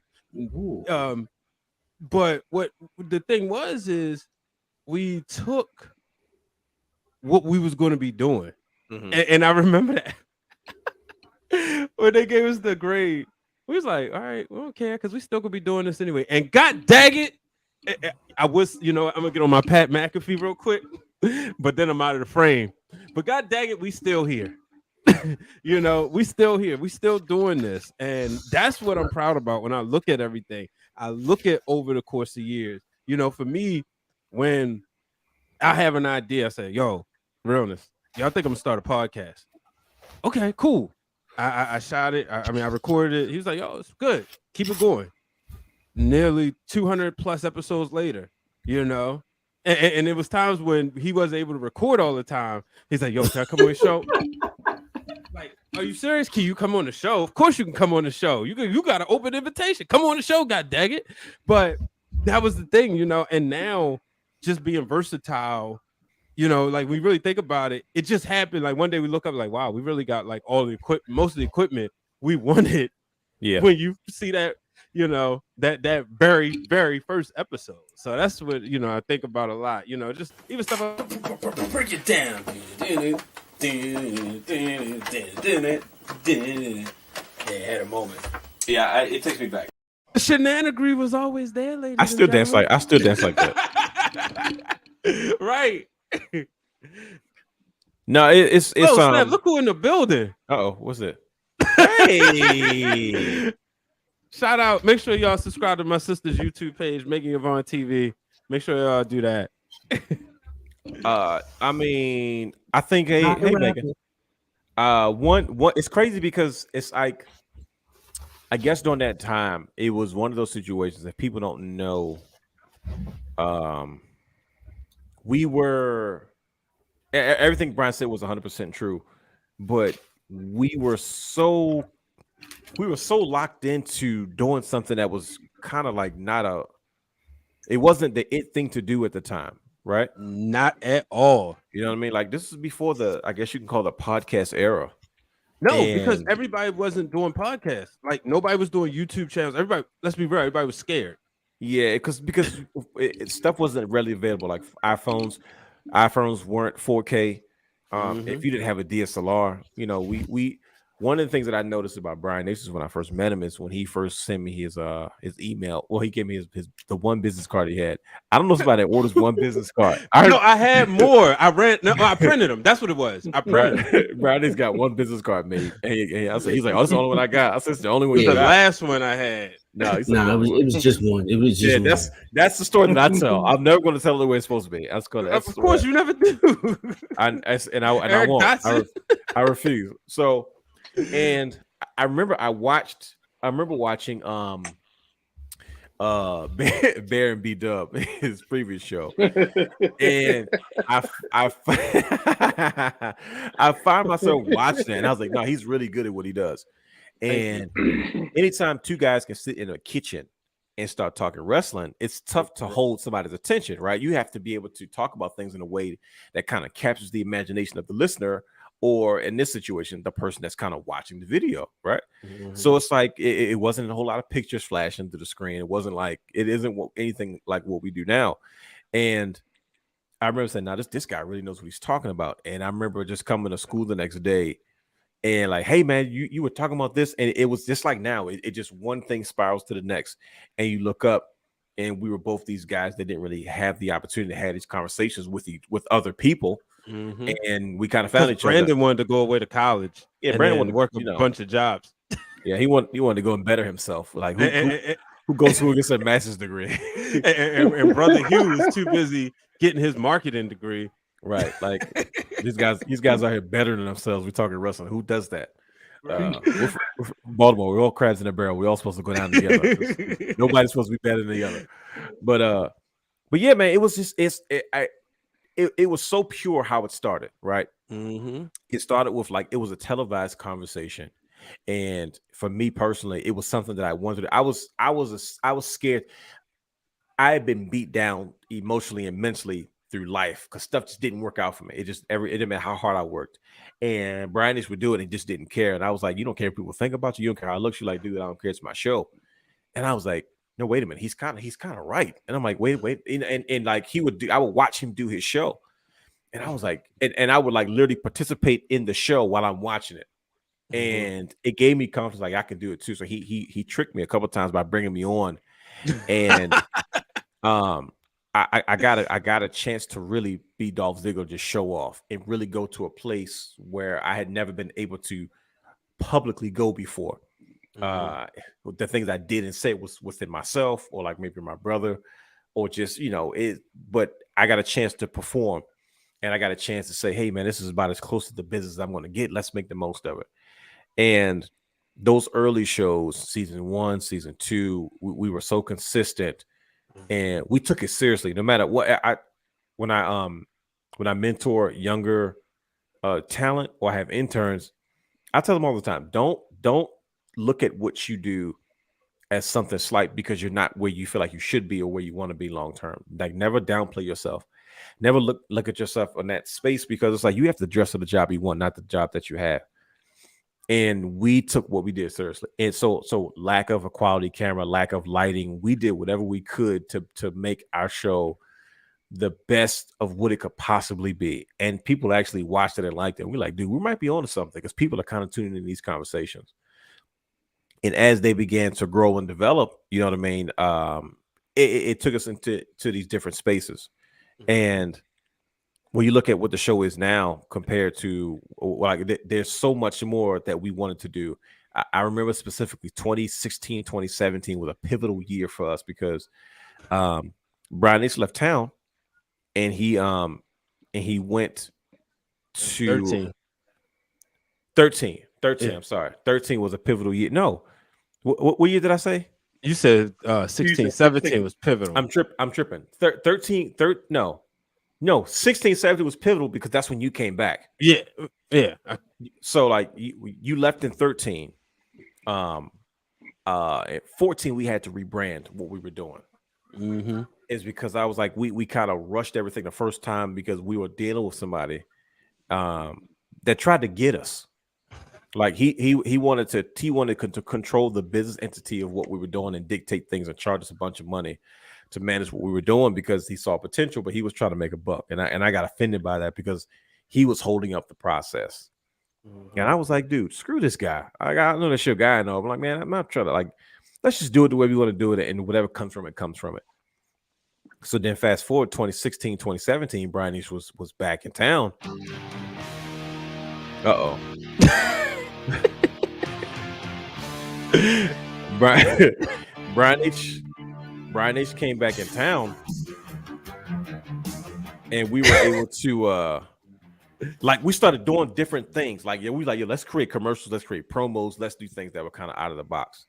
And that was like another like turning point for us as far as the wrestling realm. But that is what opened up doors for us to be a part of the business in a way that we weren't before. So Brother Brandon, this is where I would like to get your 2 cents.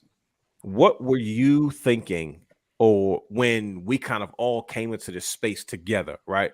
It's because it was like the whole point of creating Wrestling Wrealm was we wanted to take what we were doing, and we wanted to take your wrestling experience, Brian's wrestling experience, my wrestling experience, and say, we're all gonna put this in one big room, and we're gonna create our own space. We're gonna create our own realm. This is the Wrestling Wrealm. Like, you in this space, this is what we do. And we were very unapologetic about it. What's your 2 cents when you first kind of got into the mix where it wasn't just you and Brian anymore, but it was like, oh, here comes the realness, here comes Brother Hugh, here comes Doc, here comes Corey, here comes all these other entities, you know, and to the point where we were like our own community. So it's weird because, you know, a lot of communities kind of merge and blend. Mhm. And at the core of all this, we were fans. Yeah. We were like-minded fans. And all I keep thinking about is we grew the bond from being fans. Yeah, big And time. then from being fans, it became, well, what's your take on this? What's your take on that? What's your perspective? Everybody has an opinion, Mhm. but we can share it. And the difference is when you become friends is when you can accept that somebody has a difference of opinion Mhm. and it's not passed off as facts, because too many people that are fans pass off their opinions as this, oh, this is the fact. You don't know what you're talking about. You need to listen to what I'm saying. And it's like, those are the people that don't understand what it's like to be a true fan. And if I can share a story, it's so funny because being a true fan means when you go to a show, enjoying the experience. When you are around other fans, you get that excitement.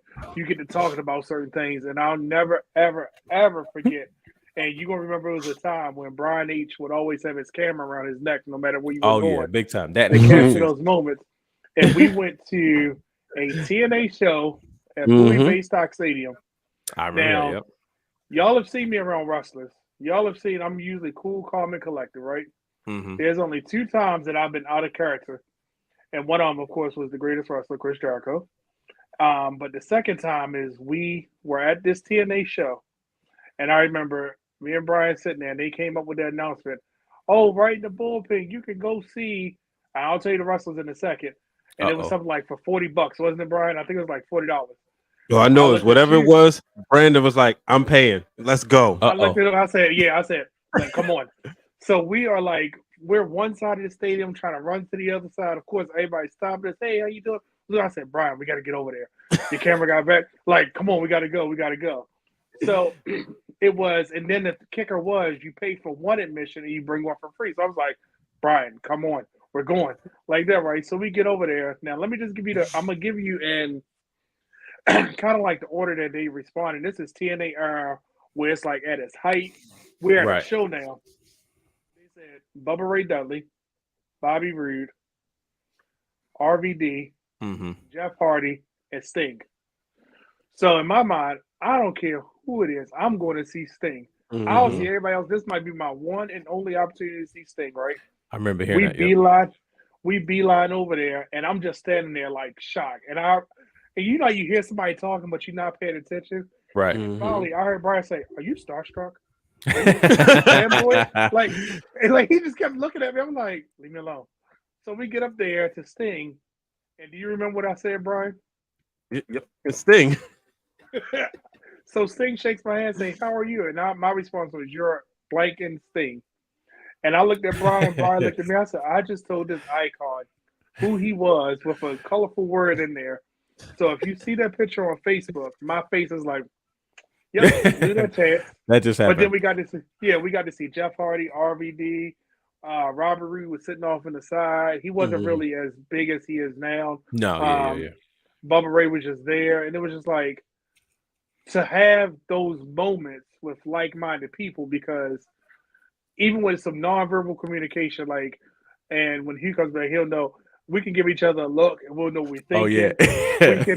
we can have those moments, because it was crazy. Because as soon as they made that announcement, I remember looking over at Brian, and he already knew, and I was like, "Come on, we got to go." So to see the Wrestling Wrealm have these like-minded people, like, I might not talk to Corey until a show that he goes to and say, "Hey, what belts they got on sale? See if they got it." Like, I'm still mad about that Evolution belt that he just didn't buy to tell me, "Hey, send me the money," because I would have gave him that money for that belt. But it's okay. Still love you, Corey.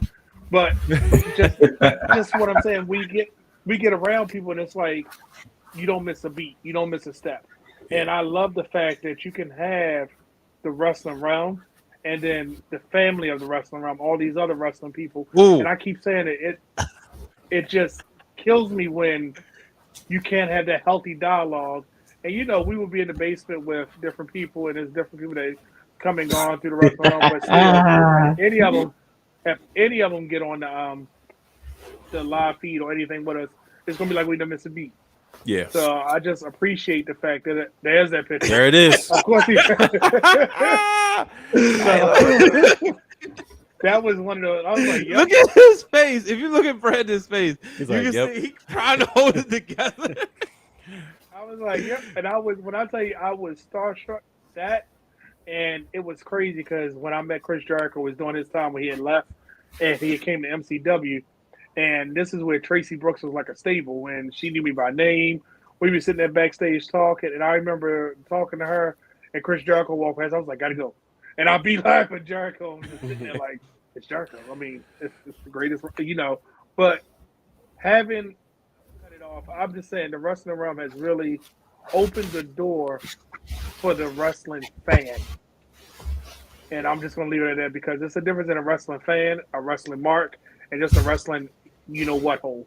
So just seeing that. No, and that's one of the things that I know that we wanted to always keep the focus on. Like, dude, let's do everything from the perspective of a fan. Let's be fans, but let's be like the best version of what our minds, wrestling fans, kind of are. Let's take it to a different level, right?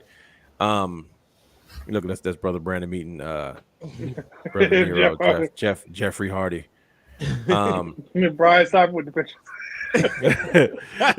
He's taking it too far back, but look, that's one thing I'm gonna do. I'm grateful that I've classified my Facebook into albums, and I a lot of times, sometimes I'll go back and I'll look at those ROH shows. Yeah.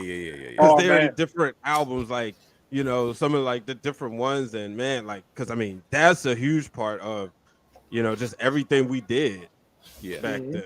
The Dewburns Arena, standing in that corner. I'll never get standing the whole show in the morning. Bro, that was show 3. We still got 2 more. Jesus, we still. Oh yeah, because they used to do like 4 tapings in a night, 4 or 5 tapings. What? Yeah. And we try to piece it together. Like, wait a minute, what is this going on? What just? What show is this now? What is this? Jeez. All right, well we can stand on this side. No, that was crucial. All day wrestling.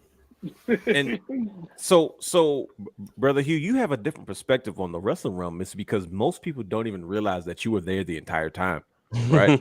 That is true. Like people, he was such a like I admired like brother Hugh's ninja hood because I love ninjas and I'm proud like not the fact about being the assassin, but just how they move. Like they move quick, they get their business done, and they're out. Brother Hugh was like I look at us a lot of times it was early as like Run DMC. Like there's like Run DMC doesn't go anywhere without Jam Master Jay. You know what I mean? Mm-hmm. His name might not be acknowledged, but he was always a part of that mix. And brother Hugh, just kind of speak on just your perspective from just where we started and where we are now, because if I'll tell people now that brother Hugh was there every major project we did or promo thing we did, like brother Hugh was there.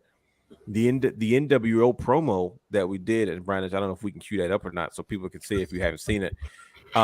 Probably to this day, still my most favorite project. Would not have been possible if brother Hugh wasn't there that night. It was a concept that we wanted to do that I have been thinking about for a while now, and I was like, dude, we can pull this off.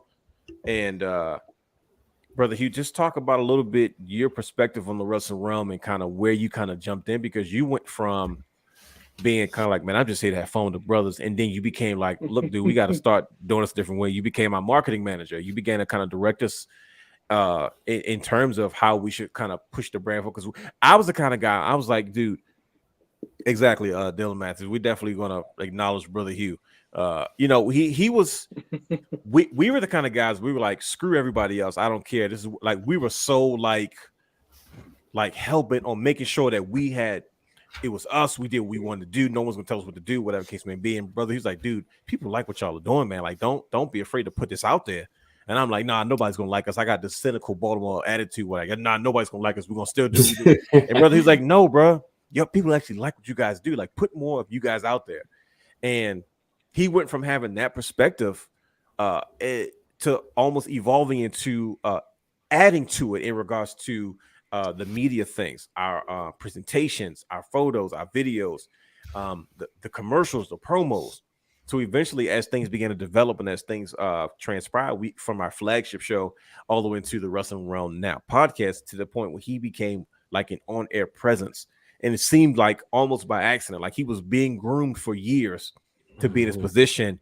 And it was no different than the conversations we were having. It was like, dude, just come in front of the camera and we can have those same conversations. So, brother Hugh, just speak about, just your perspective on everything, man. Like you were there in the beginning. Like, tell us when you came in the mix, when you think, what made you want to be a part of the group. Obvious, besides your obvious history with Brian H. and you guys growing up together and, being wrestling buddies of yesteryear, to just finally taking that leap and getting in front of the camera and being an on-air personality. Man, like I always say, two comes to the basement. That's gonna be the name of the book. It really can be, though. Like it really can be. No, but to be serious, I when y'all came together and y'all started doing y'all thing, I felt like y'all had something special. I felt like y'all were ahead of the curve. Was it the promos? It was a little bit of everything, like just the chemistry, and then of course at that time, like you said, it was nobody was really using YouTube. The technology wasn't up to par like it is now, but y'all were doing things that were like revolutionary to the game, and I just saw that like you guys are legends. You know what I'm saying? And then we could just take it even further and further. Are you sure? Us? Yeah. Like I just when I hear that from people and like younger people, now I'm like, who, us? Wait, what? Yes, bro. Yes, legends. You have to feel that. You have to listen to that, and really like let that sink in. Y'all guys are legends. Everybody, everything we do is legendary nowadays. And it's just been a blessing for me because I get to hang around with you guys. I get to learn a lot from you guys, whether it's just video work or video editing from Dwayne, or design, belt designs from Mr. the guy. The guy. Right. And then Brian H. Waters, he's just there. But that's terrible. He knew it. Brian, you see Brian's face? He knew it was coming. He was just sitting there like this the whole time, like, he's like, he better hit me with something. But you know what's funny here? Yeah. I feel like I've known you almost as long, or not longer, than I've known Brian and Dwayne. It's crazy. And that's the craziest thing. It felt like, because I was sitting there when he said it, was like, when did you just start popping up? He was just always just there. Yeah, I met around like 06, 07. It was definitely like at an indie show. But I feel like he's just always been there. Yeah. No, it's I've been there. I was the quiet guy. But you also got to think about this too, Brandon. Like after high school, you and I didn't really see each other as often until like 06. And that's when, just like everybody got a story with Brandon and indie shows. Brandon took me to my first indie show, and we got to see I can't believe I'm about to say this. Say it. The Canadian Destroyer in person, and we marked out over it because now it's just it's a super kick. It's like exactly. It's like, but you should have seen us like body slam. Did that just happen? That was intense. Yeah. And so you look back at it, and then like after a while, I was telling Hugh, I said, yeah, man, my guy Brandon, he be getting me in the shows, this, that, and the other. And then I was like, yo, can Hugh come? Yeah, like, come on. And so, that's how Brandon was. And then sure enough, when Dwayne came on board, introduced him to Brandon, Brandon's like, all right, bring him, and the thing is, because Brandon don't like people. He probably the person who's like, I thought I didn't like people. I meant Brandon, the guy. It ranks as far as people in. It ranks me, Hugh, Dwayne, Brandon. There you go. Absolutely. I thought I was at the bottom. He does not like everybody. It's like me, then everybody else. So remember that last ROH show, and he was like, I was like, I'm ready to go. I'm going to dip. Because Brian had to say hi to, he had to shake all the hands and kiss all the babies. And I'm like, I looked at him, I said, this ain't, I gotta go. I was like, this is too much. That was crazy. But real quick, I'm gonna run this clip. But the thing about Dwayne mentioned about Brother Hugh being there, man, I'm gonna go back to WrestleMania 28. As That's when it started. you know, and the thing Stop is, playing. Here we go. I have a lot of great photos and that memory capture God. of myself in it because of Brother Hugh. Like I said, hey, can you take a picture of me doing such and such? Got you. You take a picture of me posing with the belts? Got you. And next thing I know, this dude goes off with the camera. He taking pictures of Mike Tyson. He taking pictures like everybody at Access while I'm in line, and he ain't put the camera down since. You know, and he did not have a camera anymore. I remember when he first said, like, I think I want to get into photography a little bit. He's like, my sister's into it a little bit. I think I want to dive into it. And the rest is just history. Mm-hmm. And I always think about, like, you know, a lot of times I'm in the Baltimore Association of Black Journalists, right? And we have our meetings, and I'll take, you know, I'm going there, I'm taking pictures, and sometimes like, dang, I ain't in none of the pictures. I might in one or two, you know. But like Brother Hugh was always able to like capture everything. But we talk about things he's captured. The real Dwayne Allen says this is one of his best project to date, and Brother Hugh was essential. Big time. The following announcement has been paid for by the Wrestling Wrealm. You already know who we are, but you don't know why we're back. Hey guys, I feel like they hear us, but they're just not listening. So I feel it is our responsibility to make them listen. Now you see one thing, in these past 4 years, I done went through all these channels. Nothing. We've come back to, I don't know, purge the internet wrestling community of something that has plagued it for years. They got you talking.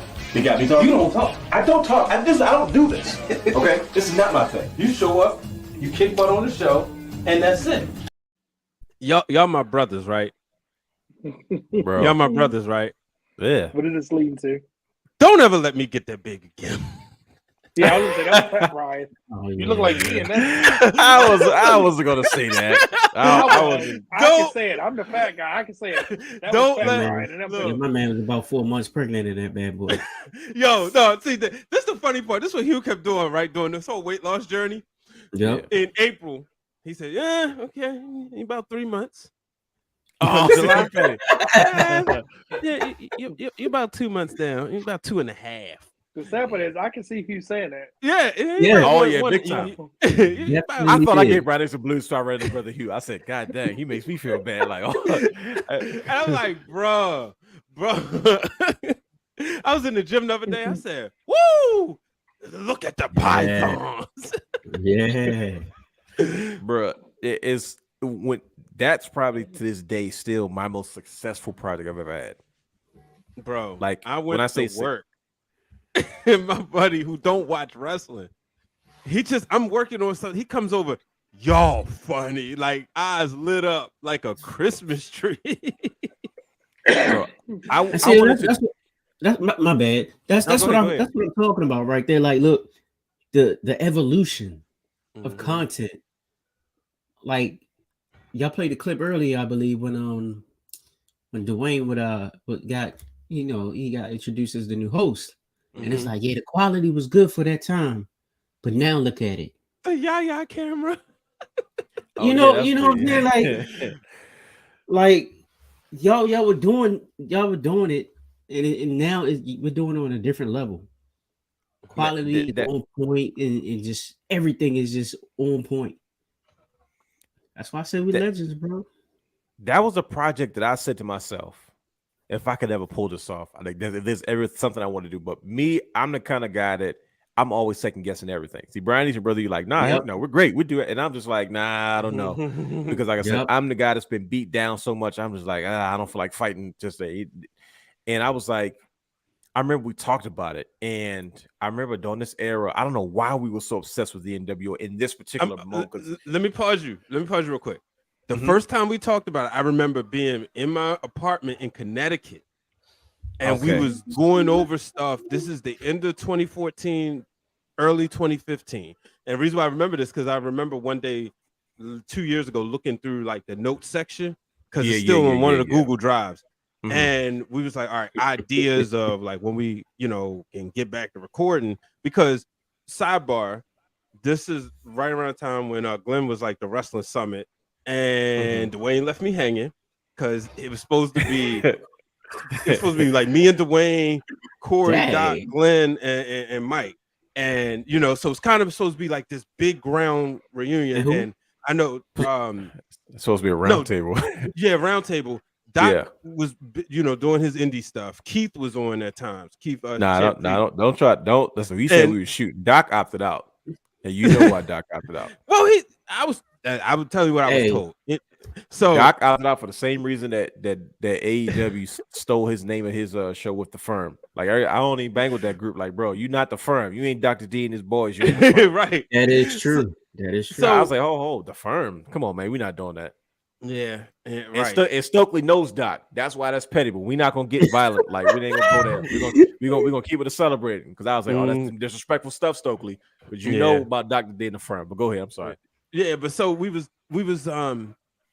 talking about, all right, when we get like all our stuff together, how we're gonna do this. And that's when we started like writing notes down. And from that moment on, you went on about a 2-year study of the NWO. So I just wanted to tee you up before you went into. I appreciate that because I like I said, you get certain space in your brain. It's like jumbled. Like I can remember what toys I got in '93, but I don't remember stuff like that. But that makes sense. Memory is a gift and a curse.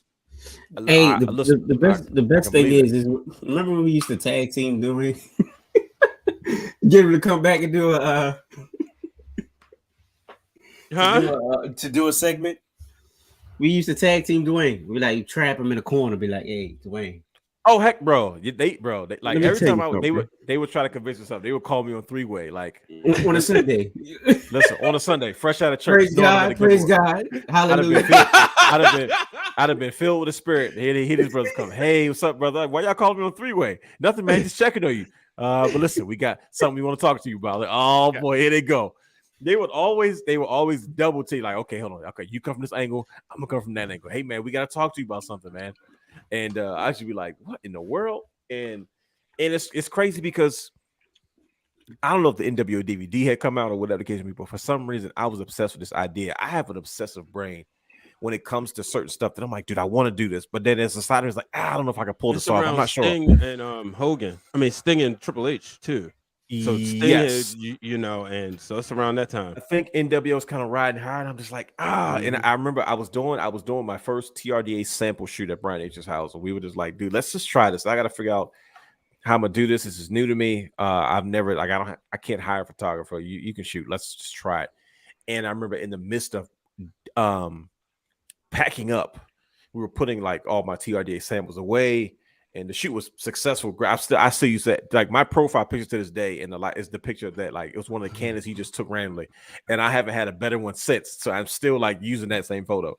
But this is 2000, whenever it was, 2017-ish. Yeah. And I remember saying, I looked around and I saw the setup, and I was like, wait a minute. And it had this.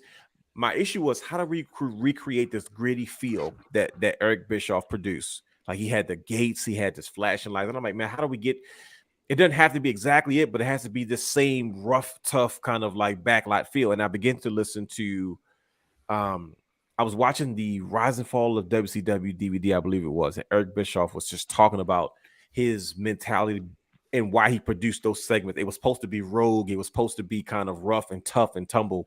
So it didn't have to be clean. It just had to have this feel to it.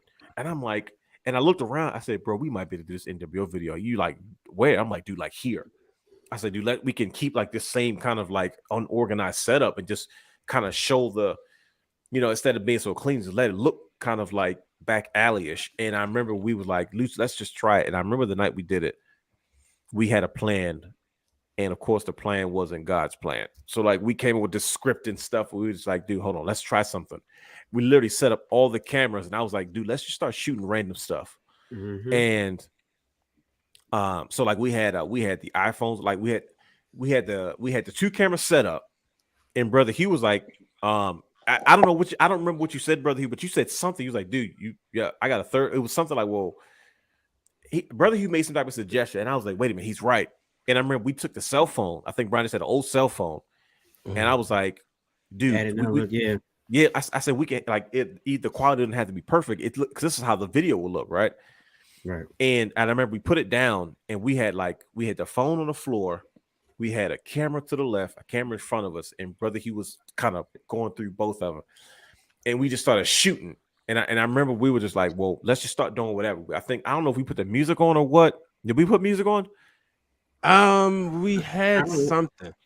I don't remember if it was something was on. I don't know if we had the TV on or whatever the case may be, but we just began to just start shooting random stuff. We just started doing all this crazy stuff.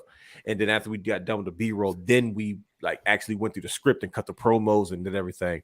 And as I was editing it took me like a week to edit because on my computer it wasn't as wasn't as fast, whatever, man. And when I put it together and it just started coming to me how we can make this stuff look the way it looked. And I was just like, dude, and I remember like the Bullet Club had come out where we watched Michelle Beadle and Hogan do one on ESPN, which was cool. And then we watched one, the Bullet Club tried to do one, and I was like, they're not going to go to the length that we're going to go to make ours the way it was. But to me, it was like it was something, like I said, I become obsessive when I have these ideas in my head. I'm like, dude, we got to make this happen. So when that project came together the way that it did, I was so proud.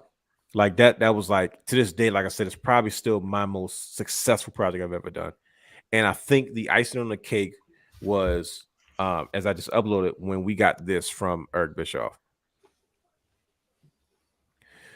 Yes, this is when Conrad was doing this thing, man. And Eric Bischoff had 83 weeks with Conrad on his platform. And I remember we posted this and we tagged everybody that was involved in WWE. And the man that produced this promo, these segments, gave us probably the biggest compliment in the world. And that meant everything to me because this is the man that produced the original promos himself. And the fact that we came together as a collective, as a brotherhood, and we got this done.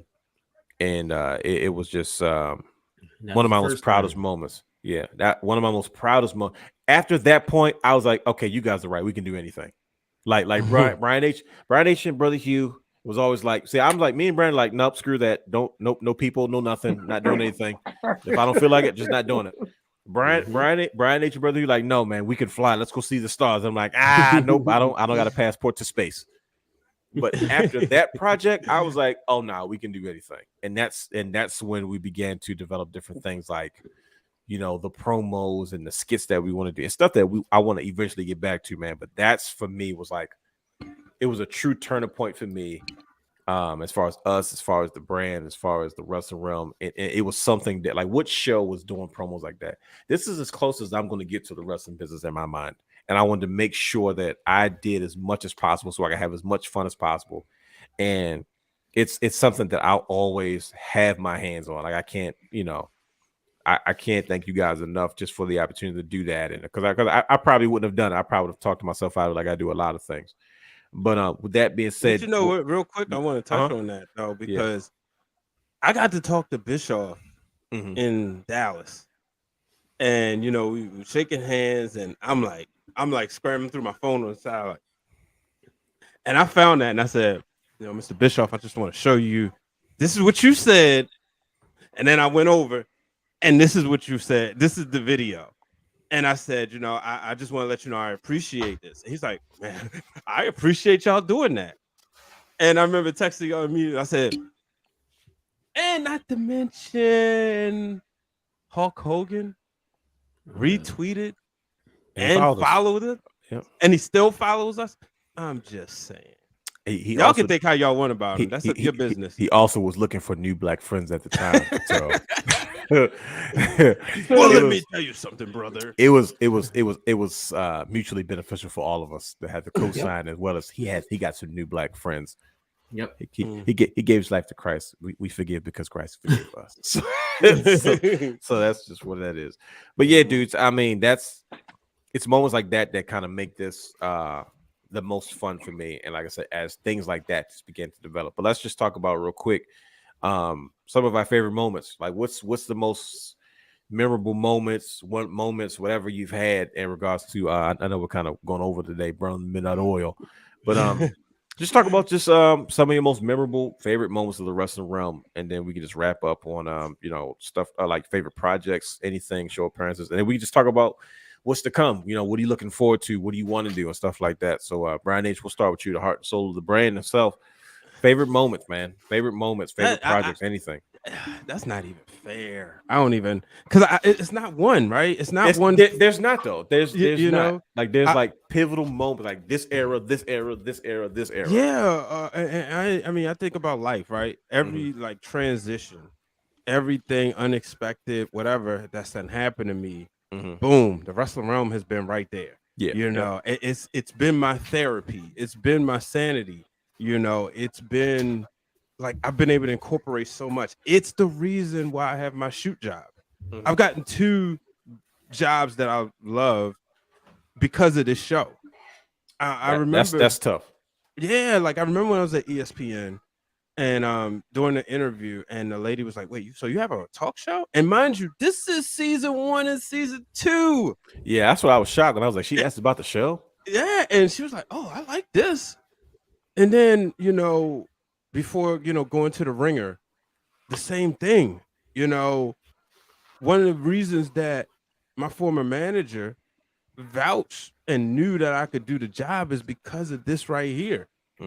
So and just going in, I remember last year, first time I was in New York for like one of the big events, and Sir Wilkins said, "We got the Wrestling Wrealm in the building." And it was like a big pop. I'm like, well, in New York, and Brian just calls me the realm is over, baby.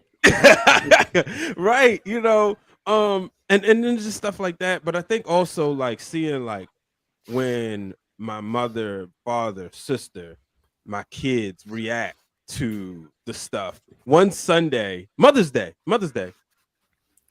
they went on a binge watching all your foolishness. It's like, oh, what he gonna do today? What did he do in this video? Like, I'm like, hey, it's Mother's Day, but they wanted to watch the real Dwayne Allen because he was up to nothing but shenanigans. And to be honest with you, sometimes I wish is that we had a logger and somebody who could log all this stuff and cut. Because sometimes I'd be like, man, it would be funny to cut up all the crazy shenanigans like this. Oh yeah.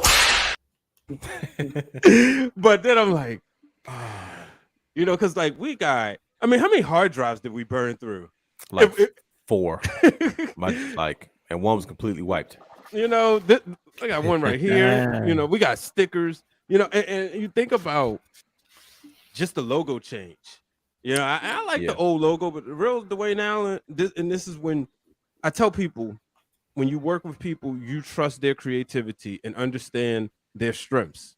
He was like, yo, this is cool, but we need something because it's gonna look better on clothes. And one of the biggest rewards was when we launched our merch store, seeing people with our merch, like they got a Wrestling Wrealm shirt on.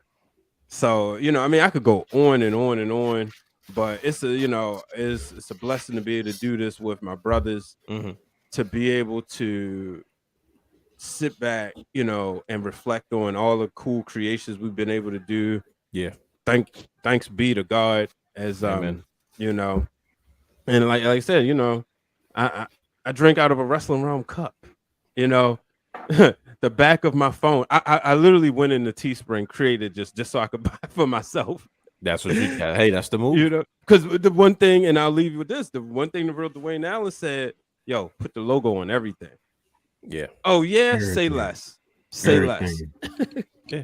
Brother Brandon, what's some of your favorite Wrestling Wrealm moments, man? Like just everything, just favorite projects, stuff you've been a part of, things you've seen, things we've done.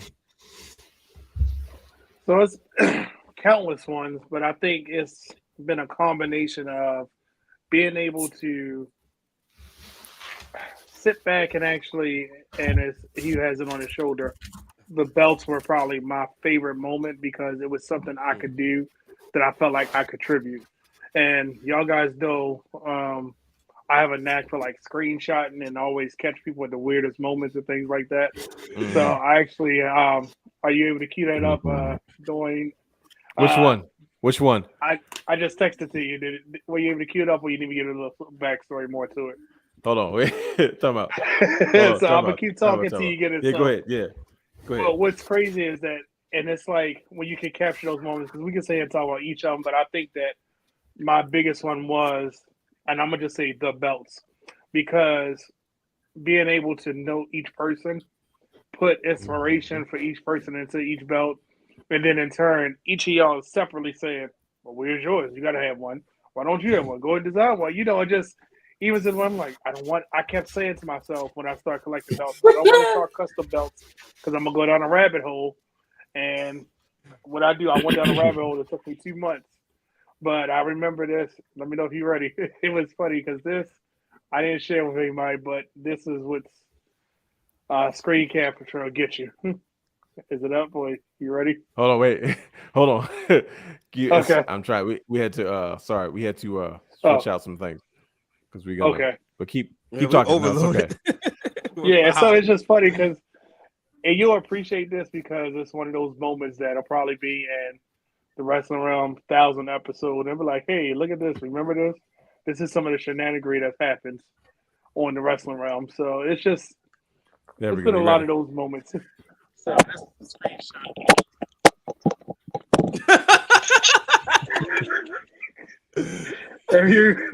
if you check out your face on the reveal of my belt, that was true, authentic excitement right there. And I think that encapsulates probably my favorite moment in the Wrestling Wrealm.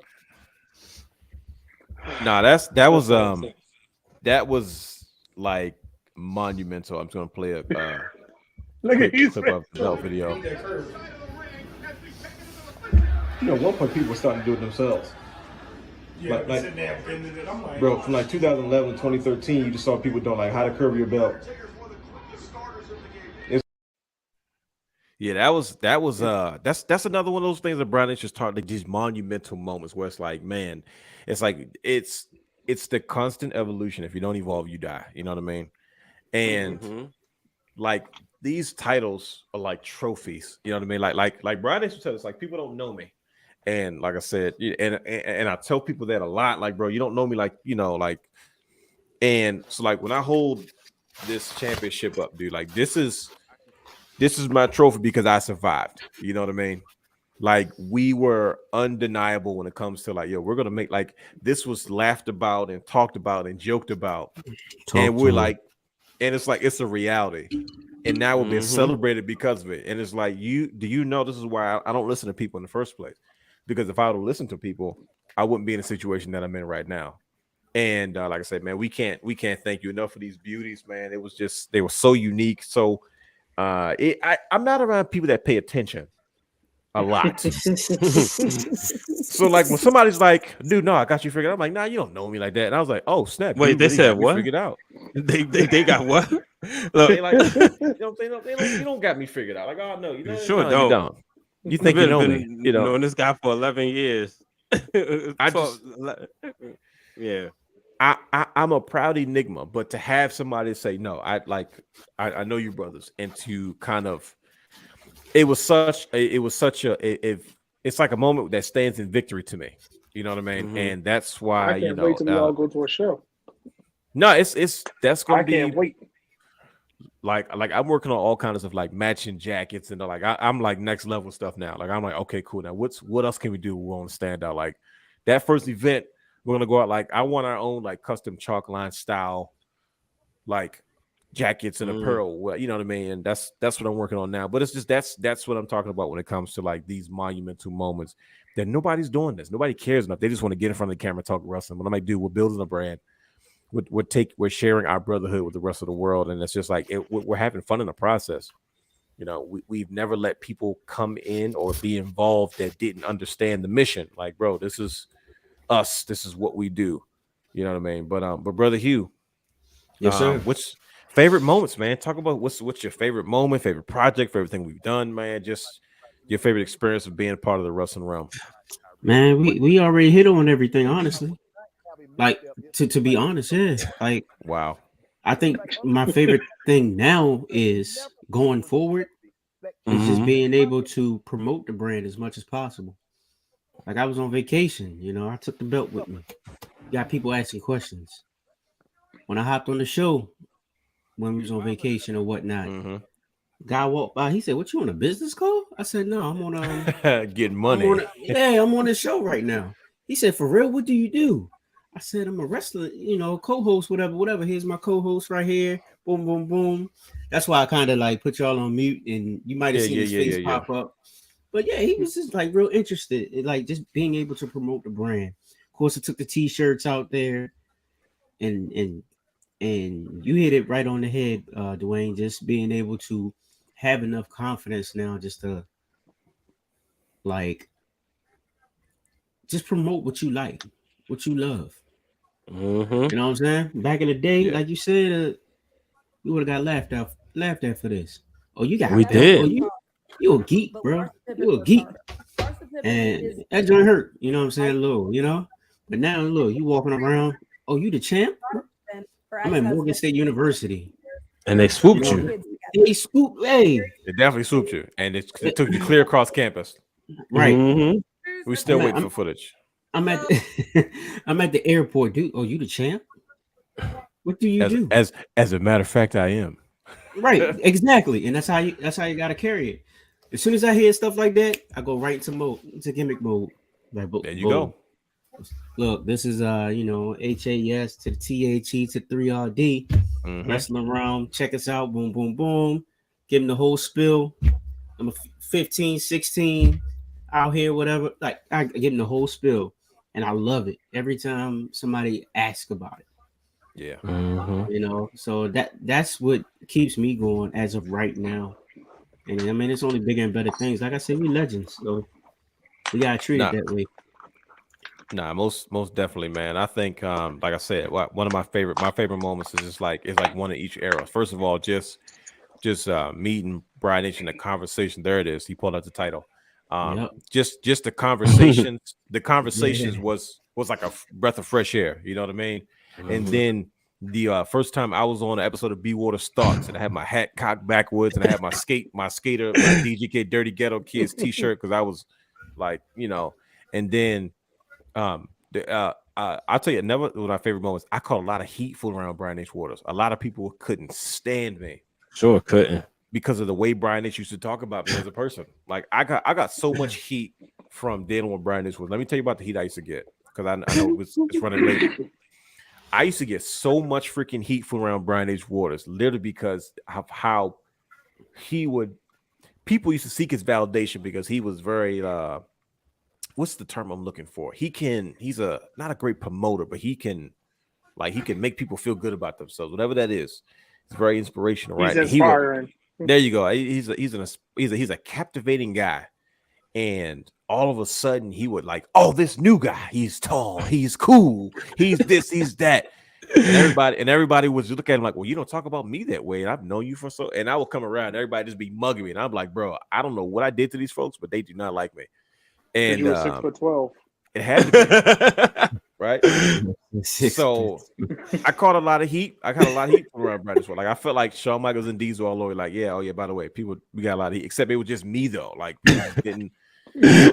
We've been through beefs because just over Brian H. Waters. I'm like, bro, what's going on that I'm in the middle of this stuff now? Like, oh yeah, and you could tell your man's because he's big. I'm like, dude, I don't have nothing to do with the situation.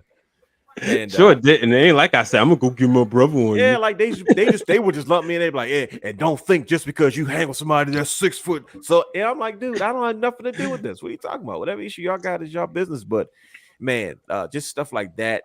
Starting the show, rebranding the show in 2013, 14ish, and then 2017 being able to do those skits and do those promos and stuff like that as we move forward, and then when we began to like try to expand the type of shows we were doing with the Give Me the Books and what was another show we had, a Getting to Know. It was we were just being able to evolve. 10 questions.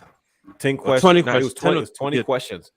And And riding we were with just the realm. riding with the realm. They were all these things that I was trying to do, like wrestling figure Wednesdays.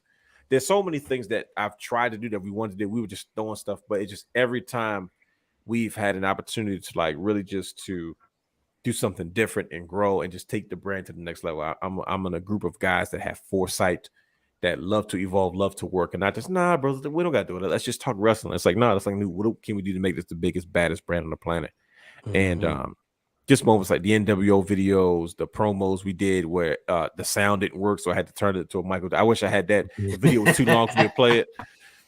Like, oh man, but it's just moments like that, man. And then, like I said, getting these Wrestling Realm titles, man. I'm more than happy to be a part of the Wrestling Realm, man, and how much we've done. And we like once again, I just feel like we're just getting started. Like we haven't done even half the stuff that we can do. But real quickly as we wrap up, brothers, because this has been it's been a good fun trip down memory lane. What are some stuff you guys looking forward to doing? So what is something you want to do? Like where do you want the brand to go? Where do you want to see things go? Brother Brandon, what would you like us to see us do? Like where do you want to take this next as far as the brand is concerned for the Wrestling Realm?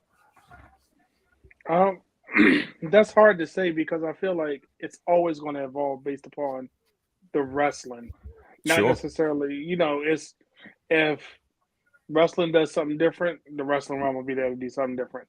Sure. If it's more the thoughts, I'm just excited for, Break It Down and, Dwayne Allen coming to his show, just trying to see what's going to happen next. You know what I mean? Like it's always good to see the little snippets and then have variety as well, because it's cool to have a 2-hour show. And I love watching it if I'm not on it the next day or staying up at night and chatting and being interactive. But I also love the snippets too, because it gives you different things. Yeah. But I also love just being at a show with you guys, because that to me is really like the heart and soul of everything, getting back to the whole thing. Right. Yeah. Hey, that's the best thing ever. It is. It's just being a fan, and that's where I feel like if we could record ourselves at a show, that's man, right there. What? I don't know how to act. Let me tell you something. Rides to and show and from the shows. Let me tell you something. When Brandon Guy and I get together, first of all, we're gonna off.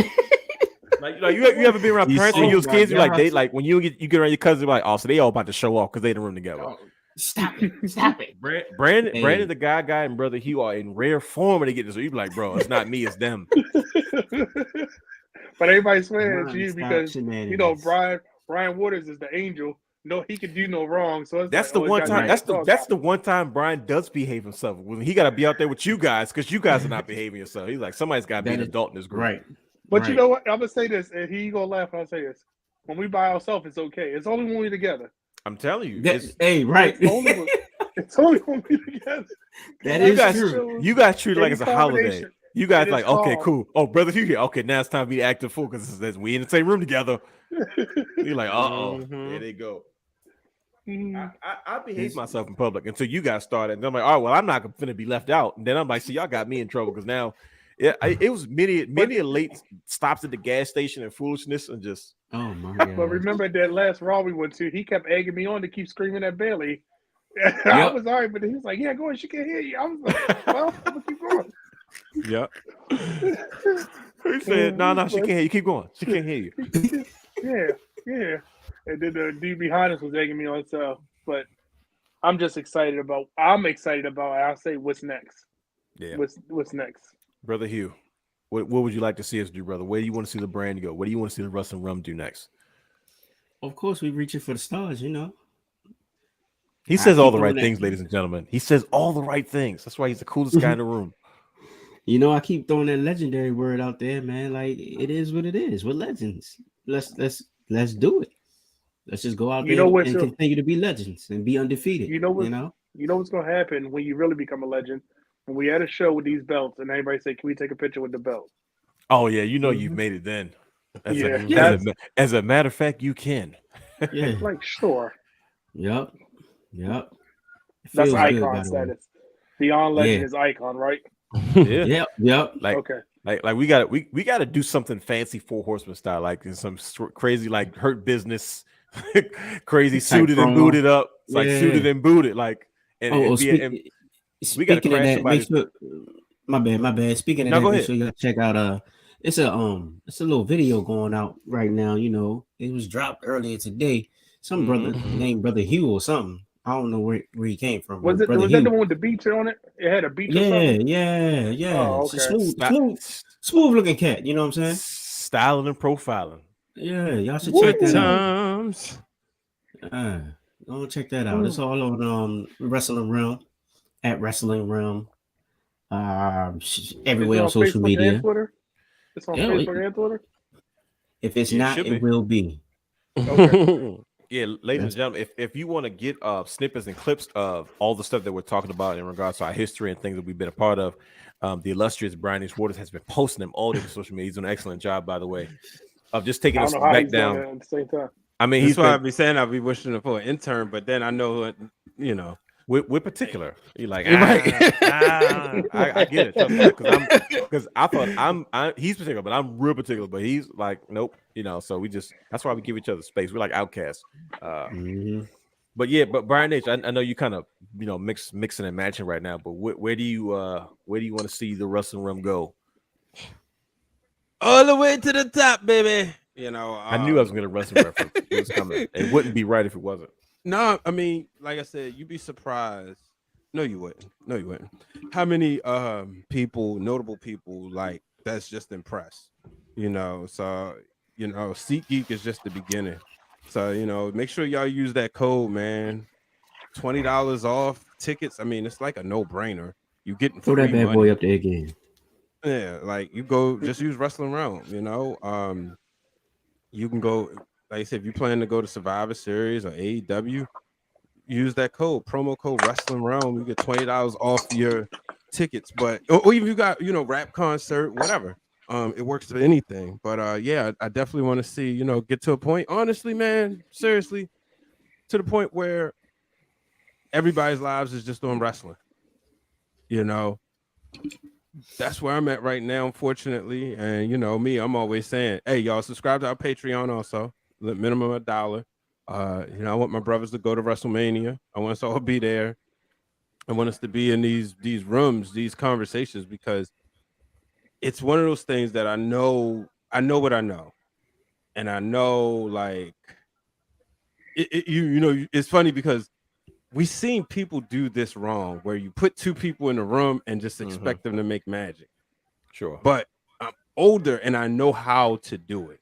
There you go. And that's what I want, So that's where I'm at with that. Brother Hugh got to see some things, when we traveled this summer, or so that's what I'm excited about. Yeah, good brothers. Like I said, as we wrap this up, man. Honestly, I just anybody that knows me, my goal is always the ultimate goal for me is freedom.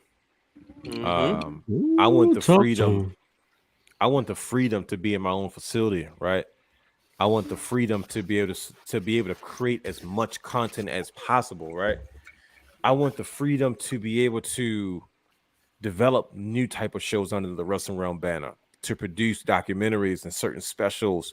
There's so many layers to each of us in our lives and our stories. Had the documentary part.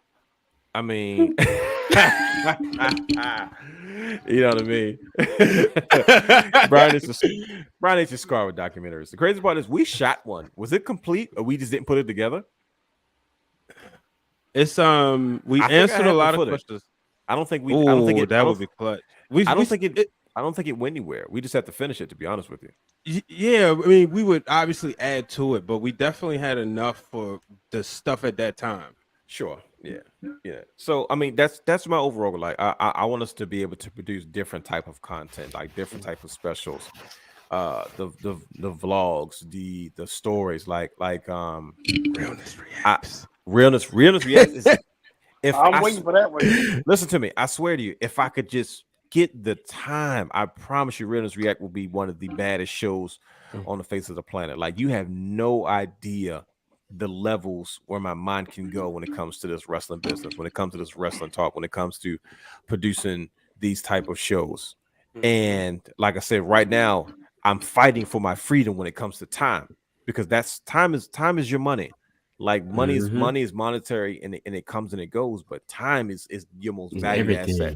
Right. And if I could just get control of that thing, there's so much more I want to do, and there's so much. You know more what that, they say in church? Time is built on swift transitions. I don't even know if that's the right words, but I don't know that right. is either. It sounds like you usually go there though, but yeah, that's like I'm always into the brand building, and like I believe the Wrestling Realm can be like one of the serious pro wrestling media conglomerates in the world.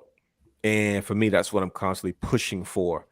I do a lot of stuff behind the scenes. I do a lot of stuff in regard, as like I said, Brian is and Brother Hugh, they're the lifeblood of what we do because they keep it going on a regular basis while I'm like planning 5 and 10 years down the line. And I'm like fighting every day to make sure that I can get to that space, because once I feel like I get that space, so much more can come from it. But yeah, man, it just comes down to just being legendary, just not leaving anything on the table, constantly evolving. That's another thing that I want to be able to do. Just let's grow. I want to do WWE Network-esque style programming and content, like not to be Peacock, able to, WWE no, Network. Not stupid Peacock, WWE Network. WWE Network gave us something different every time. It wasn't the same thing.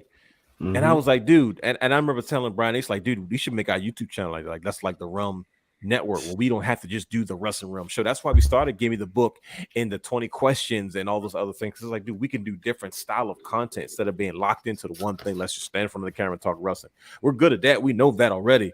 Let's expand. Let's grow. So, I mean, just continue to build the brand as a whole, man. And be ahead of the curve.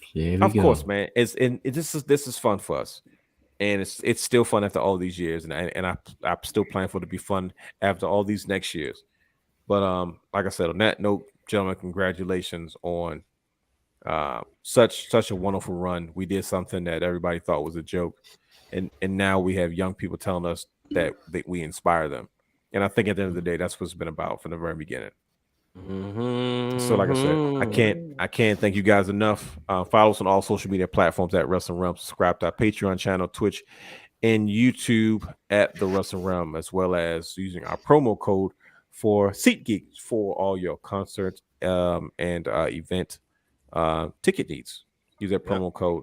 Is the promo code up there? Is it up there, or is it just see? There it is. Promo code Wrestling Realm. There it is. Seat Wrestling Wrealm promo codes to get $20 off on your purchase of any ticket with Seat Geek. So we thank you for sticking up with us. We thank you for going along for the ride. We thank you for your continued support over the years. We thank you just for allowing a couple of brothers to do what they do best when it comes to this community, representing our culture and our communities as well as our families and so much more. Ladies and gentlemen, this is the just the beginning of where we want to go with this, and there's so much more we can do. There's so much more we plan to do. There's so much more to come. Just stick with us, and I promise you'll have a good time. Brothers, any last words before we get out of here? Yeah, too sweet. Thank y'all, man. I love y'all, bros. Thank you for everything, man. Love you too, brother. Love y'all too. Thank you to the fans out there, to everybody who supported, to people who listen to us on their drive to work, or listen to us, while they're cleaning their house. Thank you. Every listener we appreciate. So thank you. And we're going to continue to entertain you. On that note, ladies and gentlemen, we'll catch you on the flip side. Peace.